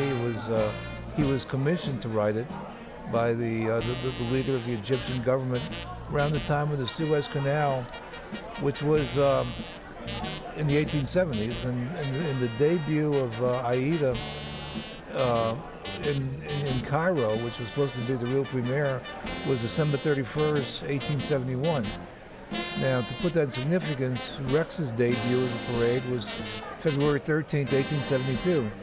So as we point out, Aida and Rex are contemporaries, and even more contemporary than that, because Verdi considered the real debut to be the one in Milan, which was a few weeks later, February 6th. And so these Rex and Aida really just belong together, and the common denominator, at least then, was the opening of the Suez Canal and the transportation that was opening, and that would have an influence later in New Orleans too. Now, Aida was not played for the first Rex Ball. It took a few years before it got over here and became part of popular music. We don't know exactly which ball it was, but it would have been a few years down the line. We do know that there was some research done that there was a performance of Aida that was done in New Orleans. I think it was in 1881, and during the performance, it was interrupted, and Rex arrived, and they played "If Ever I Cease to Love." So they played "If Ever I Cease to Love" during the performance of. I think I kind of showed the stroke that some of these Rex people had as far as being theater people. One thing that you notice when you do see Comus is, as we said, he is anonymous, and he wears the mask, and the mask is often made in France. It is made of wax, and it's something that's been very much of the tradition. And notice the tri-plume. Here we go. And it doesn't always have to smile. According to Henri Schindler, it doesn't always have to smile. That's the choice of Comus. Yeah. And I think that's another example of the difference between these organizations. Rex has never been a masked ball. It's always been more of a public reception. Comus much more of the older tradition of maskers and a ball with a presentation. And the anonymity of Comus is fiercely held. It's a long tradition. And this really points it out so beautifully, the silver and the gold, the juxtaposition of both of them. Mm-hmm. And as they all ascend to that throne, I think one of the most beautiful sights of Carnival is when they all are sceptering together, and we'll see that shortly. They will face each other and then face their subjects, and lots of scepters. And note the cup we had talked about earlier. Mm-hmm. You saw that on the floor. And once again, the Jimmy Maxwell Orchestra. Mr. Maxwell and his son, Robert, are very busy tonight. They've been busy throughout the whole season, of course. Well, he has two orchestras. He has one on the Rex side and one on the Comus side.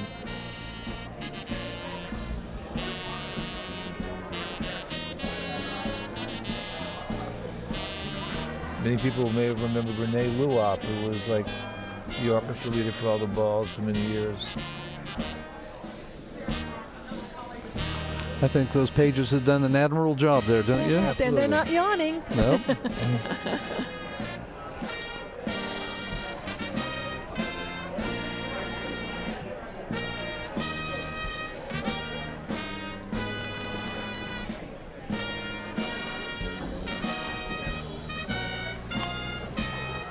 I think those are some of those sparkling little fragments you're talking about. Yes. There's certainly a lot of glitter there. And this art is so ephemeral. I mean, tomorrow these men and women and these young boys will go back to their daily activities, and Carnival will come again in a year. And the royal dressmakers, as we mentioned earlier, the Queen of Carnival's dress was created by Suzanne Perron St. Paul and Queen of Comus, Eileen Hartman. And both have been very active in the Carnival community for quite a few years now. Now here they have, now that the monarchs are seated, they have a few minutes of meeting and dancing. And even though Comus no longer parades, members of the crew actually do dress out.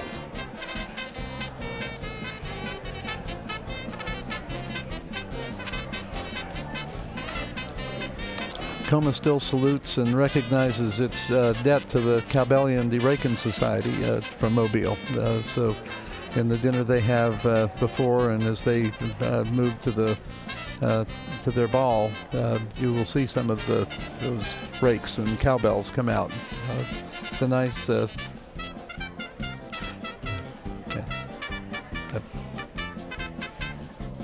And that's the Jolly Coppersmith, the music. And you know, memories of being the Queen of Comus are indelibly etched for some young ladies and are even made more special when they are shared. Here's my interview with this year's Queen of Comus, Patricia McCarthy Barron.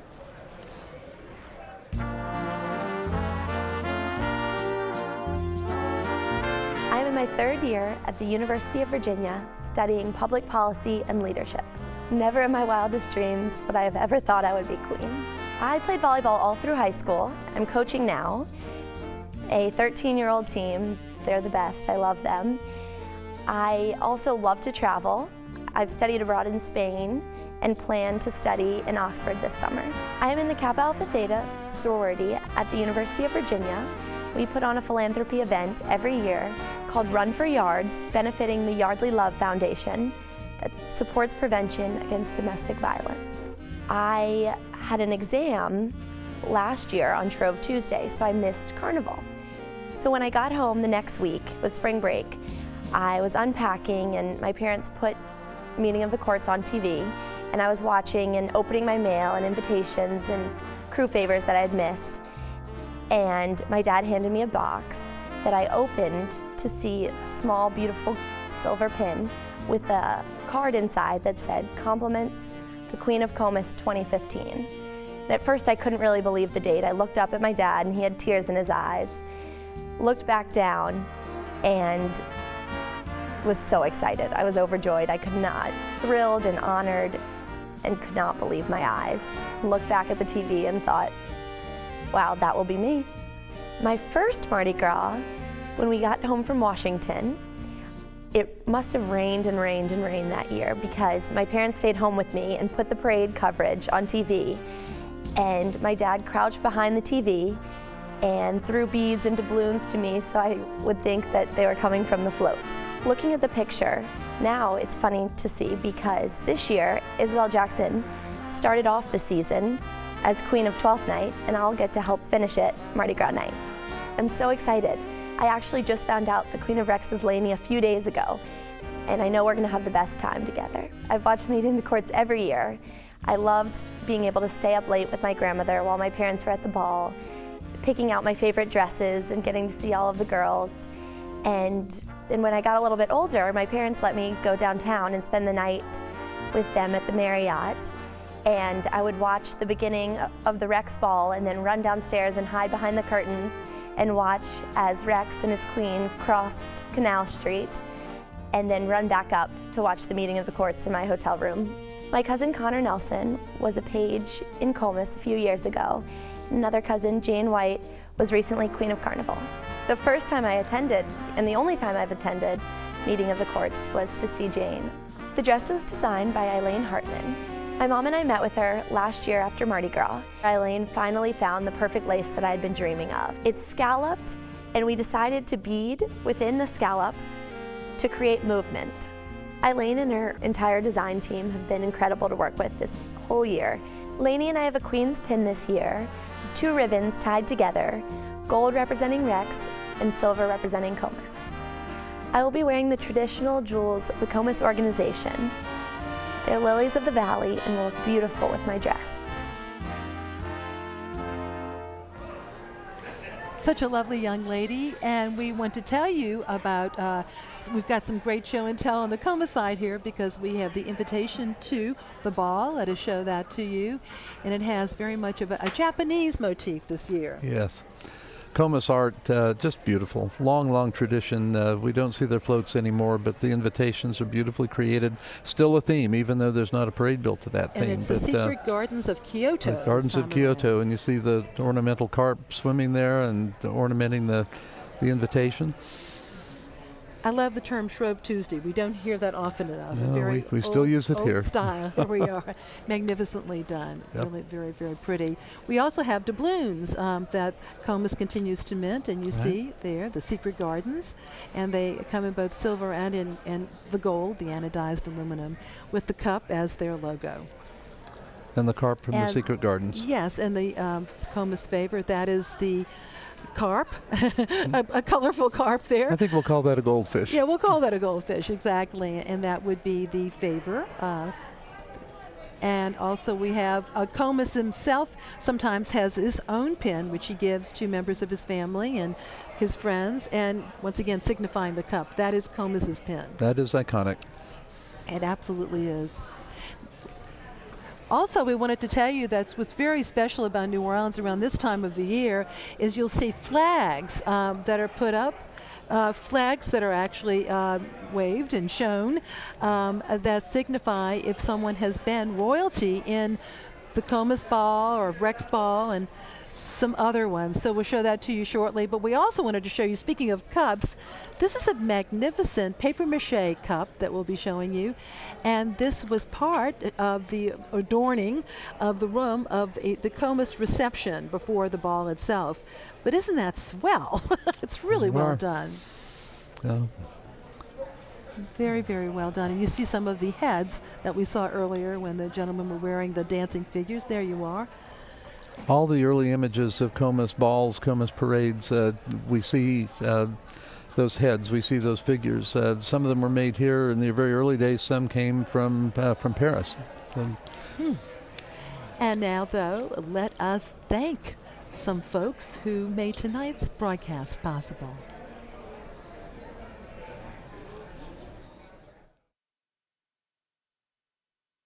The meeting of the courts of Rex and Comus is made possible through generous community support. Longer than streetcars have been rolling down the tracks, Iberia Bank has been part of the New Orleans landscape. We believe in making our community better by giving back through charitable, educational, and cultural efforts that enhance our city, such as this broadcast on WYES. The Gustav Westphal McElhenney Family Foundation supports the renewal of New Orleans and the ongoing process of transforming our city's schools. Rex organization volunteers and the Pro Bono Publico Foundation are helping assure that every child in New Orleans can attend an excellent school. Honoring its proud Rex heritage, support for WYES is provided by the law firm of Jones Walker LLP. Established in 1937, now with more than 380 attorneys in offices throughout the U.S., providing a comprehensive range of services to a wide range of local, national, and international client base. Online at joneswalker.com. The Rex Ball and the meeting of the courts of Rex and Comus is also sponsored by the Riley Foods Company, bringing you the authentic taste of the South since 1902. New Orleans wouldn't be New Orleans without wrought iron, or the cathedral, or its ancient live oaks. And New Orleans wouldn't be New Orleans without Whitney Bank. Whitney Bank, a part of the fabric of New Orleans. Christwood, a retirement destination located in St. Tammany Parish, features cottages and apartment homes along with the assurance of quality health care. Personal tours are available.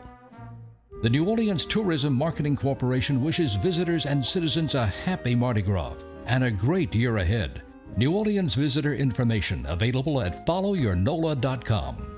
Fresh from a $50 million renovation, the Sheraton New Orleans Hotel adjacent to the French Quarter on the historic Canal Street streetcar line proudly supports this broadcast on WYES. Additional support by Laborde Marine.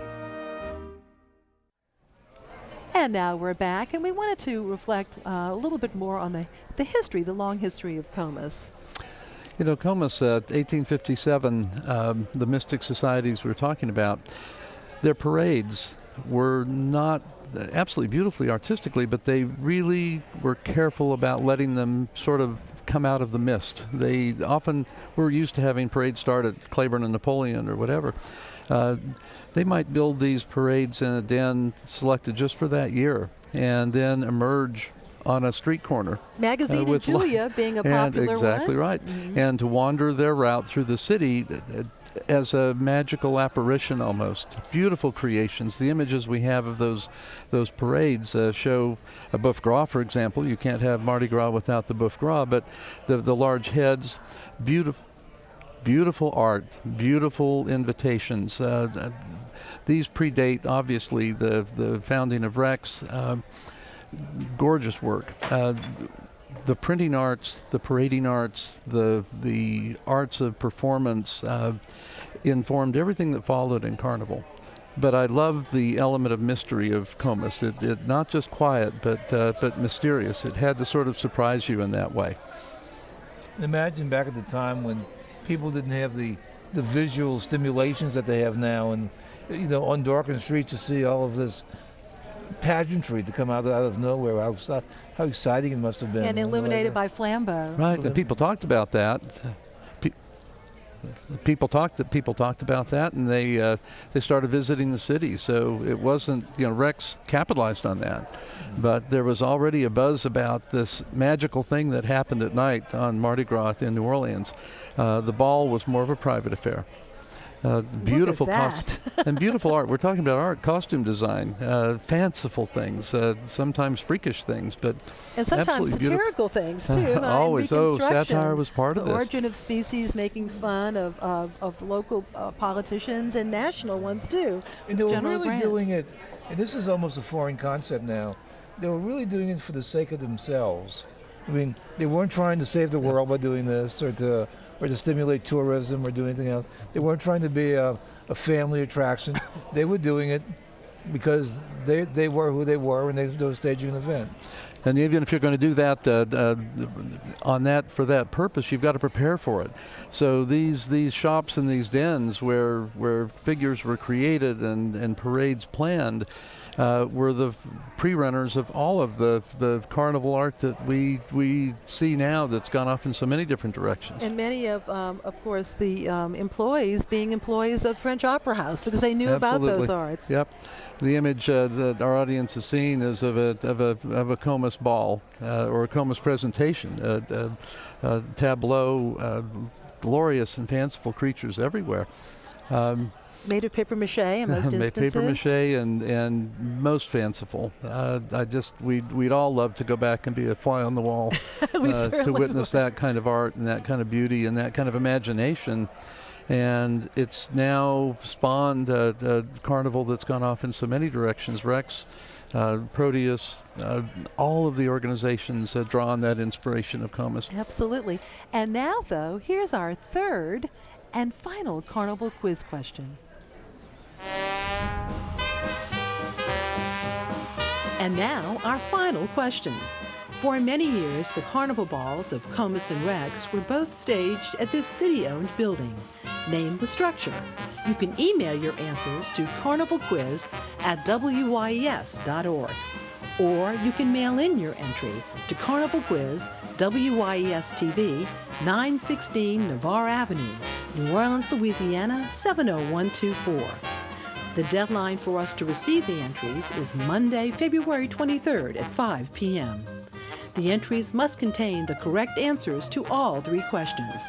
1 entry per person, please. Those entries will be put into a drawing, and winners will be announced on WYES's Steppin' Out program on Friday, February 27th at 7:30 p.m. and 11 p.m.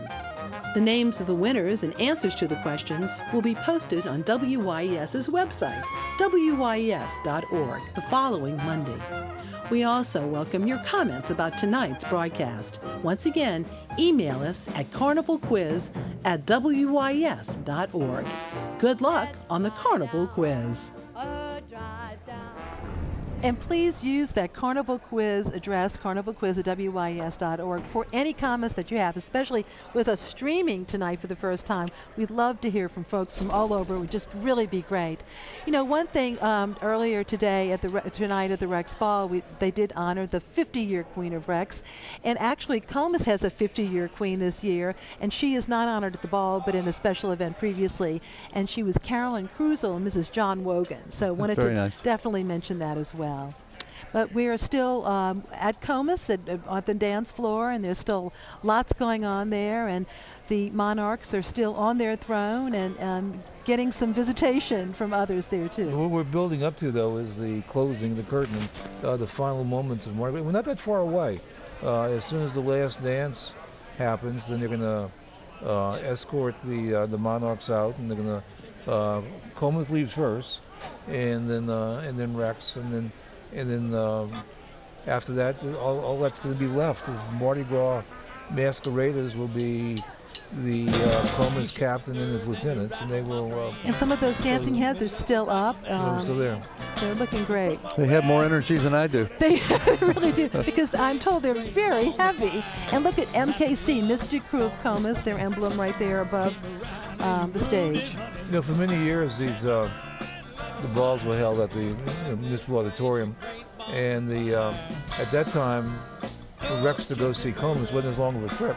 They just walked down the hall, and the auditorium was built with actually 2 ballrooms in it, a larger one and a smaller one, and Comus has always been the smaller ball and went into the smaller room. You know, while we're looking at the Comus Ball, we wanted to give you a little bit of a backstage, if you will, some tidbits that we are able to do this. This is made possible, all of this broadcast, by we at WYS and Yes Productions, and we have two 18-wheeler mobile units that are high definition and travel all over the country and help us raise funds through that revenue for WYS. You have to diversify these days in public TV, and we're very proud of Yes Productions and Jim Moriarty, who heads it, and they are really on the road a whole lot. But one of our trucks tonight, high definition, you could see the beauty of the images. It's because of Yes Productions, and it's parked right actually down in the overhang of the Sheraton, and you can't help but see it. It's right there, and with our great crew with them. You know, looking back at the carnival season that's about to come to an end, I think it's fair to say it was a success. For one thing, no parade was rained out. It came close last night. It came close last night. They had to advance Proteus and Orpheus, but they were able to make it. And too bad they didn't get the parade in their usual time at their usual pace, because they're beautiful parades. They did a very nice job. But beyond that, it looked a little bit dicey for Rex late last week, but today the day turned out to be fine. And there have been times when Rex had to shorten its route because of weather, but that didn't happen either. And so the Rex parade was successful. Zulu moved well this morning, so everything seemed to go well. You know, by the way, we just have to tell you, we're so proud of WYS because this is the 19th year that we have presented this live broadcast to you, and we certainly appreciate all of our supporters and our underwriters, because we couldn't do it without them.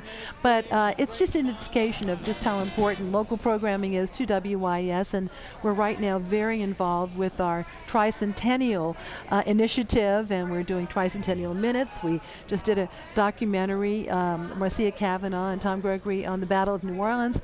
We're going to be planning a history of New Orleans, a 90-minute history of New Orleans, and so as we approach 2018, we're really thrilled about that. The Historic New Orleans Collection and the Moreau Foundation are very much making that possible, and you are too by being a supporter. We appreciate it if you are a member. And I think we're coming to a conclusion here. Yeah, gentlemen. They've been doing their version of what we call the Grand Curtsy, and some of those people curtsied Rex and his queen a couple of times on the Rex side, and now they've done it here, so they're Rex is well curtsied by some people. There was a lovely moment today. You were talking about the weather a bit ago and how bad the forecast was, and how we were very fortunate to not have rain on this parading day. At the reviewing stand of the Intercontinental, literally, as Rex's float approached the reviewing stand, and Rex began to offer his toast to the Queen of Carnival and to his wife, the sun broke out. And Yay. there was a loud cheer, not just on the stands, but in the streets. The sun was actually shining on this day. Finally, last year was so cold and so wet that it was a very special thing to have the sun come out today. Absolutely. And you can see that the dance floor is about to be cleared for the departure of Rex and his monarchs, the other monarchs. There was also a good bit of teasing last night when the mayor and Rex were toasting each other, and Rex made some sort of reference, can we control the streets even though they need to be fixed? And the mayor, when he gave his proclamation, says, I shall give you the control of the city streets if you promise that when you give them back, all the potholes are filled. And at that point, if there was one point that was that was teased more than any other point that I saw in other parades, the satirical parades. It was that, the street conditions. And I know the mayor's doing all that he can, and there's great progress being made. But if you judge what's on New Orleanians' mind by what is spoofed in Mardi Gras parades, street conditions is on the list. It sure is. And the captain is clearing the floor for, as we said, the departure of Rex and his queen. So we're really coming down to the final minutes now. So if you haven't had your moon pie and champagne, now's the time. Or you got to wait till next year. And actually, we should say, because of protocol, Comus being a god, that Comus actually leaves his ball before Rex does. Yeah. Tradition. Tradition, yes. It may seem to be kind of impolite because it's Comus's house, but when you're a god, you get to do these things.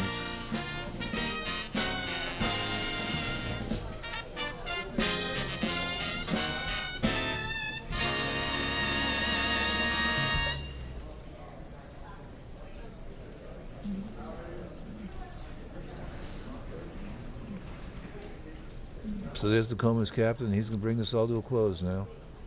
You can always tell captains by their whistle.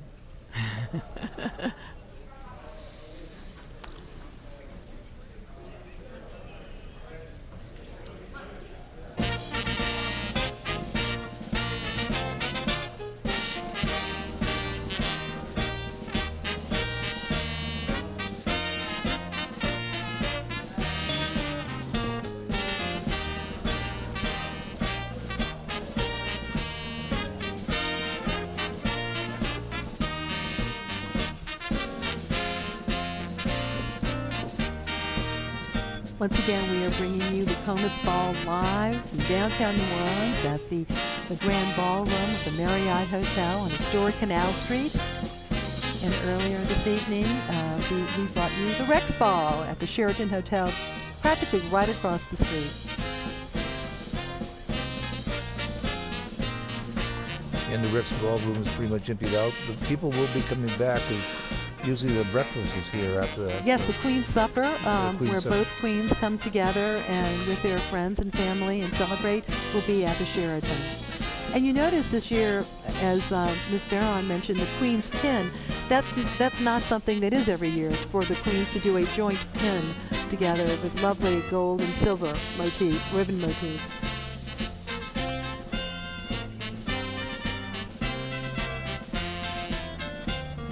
Carnival jewelry has become more and more beautiful. It's not just the crowns and the scepters and the mantles, but every year king's pins and queen's pins and crew favors.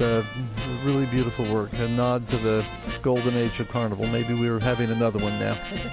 You know, I've seen some really clever workings of necklaces that contain the pins because you really want to show them. You don't want to just wear them once. And then some could easily be worn year-round. They're not all purple, green, and gold. Comus Charlotte and Lane his queen. And Patricia Barron, Queen of Comus, 2015. Comus and his queen bow to each other, and the captain takes her away. Lovely job, Scout. What a beautiful, beautiful dress. Talk about shimmer. Leaving Comus briefly standing alone.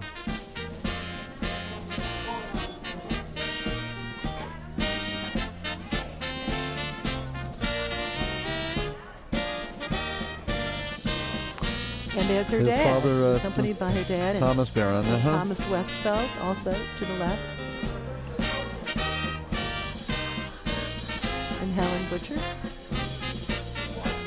Well, we learned tonight that the new hangout for queens after the supper is in F&M now. It's Snake and Jake. Snake and Jake's. That's what Carol Gelderman told us. That's why we do these broadcasts, to discover history. Interesting things.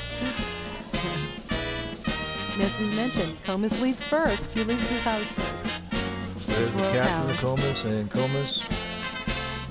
He'll recognize his subjects one more time. And it's a smiling mask tonight.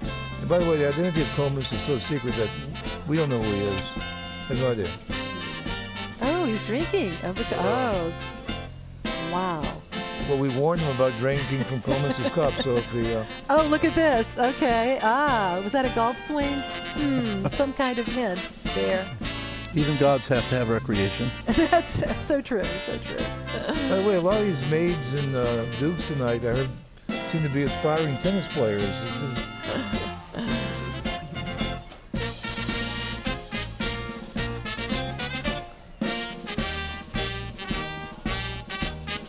So Comus has left his house.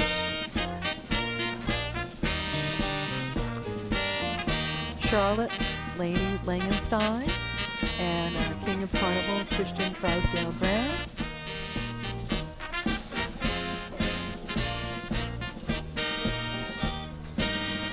Now, traditionally, when Rex leaves, there is a bit of a kingly personality that is often injected into the departure. We'll see what happens here. Just a wonderful king and queen of Carnival. Couldn't ask for more radiance.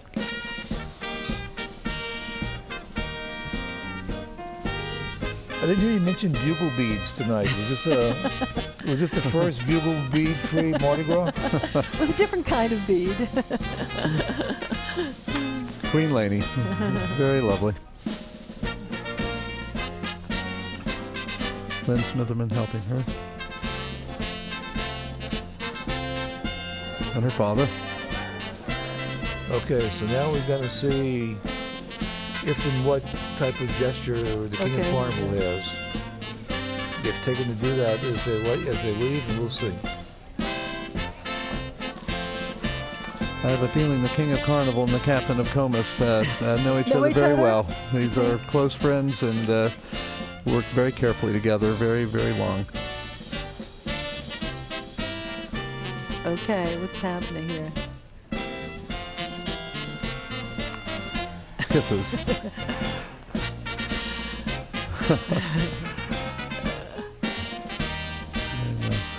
And lots of handshakes.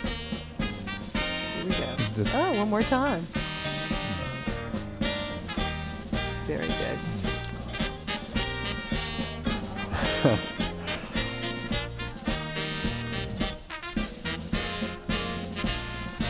All hail. Very good, Kristen.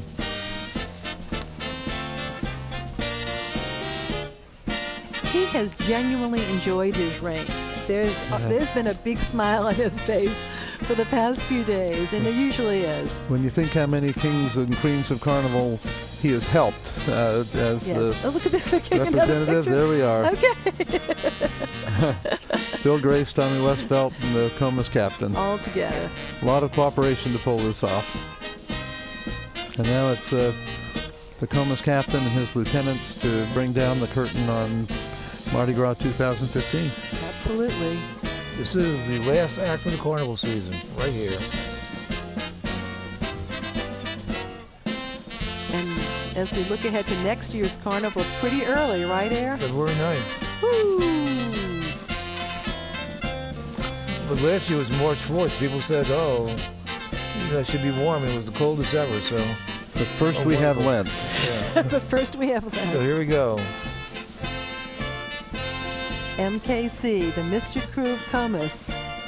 Once again, we get to see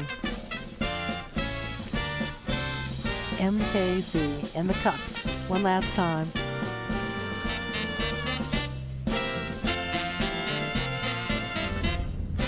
And just a reminder that a copy of tonight's broadcast will be available by calling 504-486-5511, or you could go online to WYES's online store at wyes.org. The price of the DVD is $34.95, and that includes shipping and handling. And by the way, our broadcast will be repeated in its entirety immediately following for our WYS viewers. Following the completion of this broadcast, you'll get to see it again. Thanks so much to our own crew this evening: Jim Moriarty, executive producer; Barbara Sillery, our coordinating producer, now in her 10th year. Thank you, Barbara. Our directors, Will Morrow and Laura Campbell. We appreciate video editor Larry Russery, chief engineer Fred Barrett, associate producers Ashley Richard and Kelsey Schreiber, our stage manager Brooke Adams, our production assistants Sharon Snowdy and Estelle DeVergis, and special thanks to the School of Design, as well as the Mystic crew of Comus and all of our great crew. Thank you, Errol and Arthur, and of course, Stephen Hales. Thank you, Stephen Hales. And thanks to WLPB for helping us share this broadcast of our viewers statewide. And thanks to all of you for watching. We now leave you with George Schmidt and the New Leviathan Orchestra. And once again, thank you, Stephen, for quite an evening. Happy Mardi Gras. Happy Mardi Gras. If ever I cease to love, good night.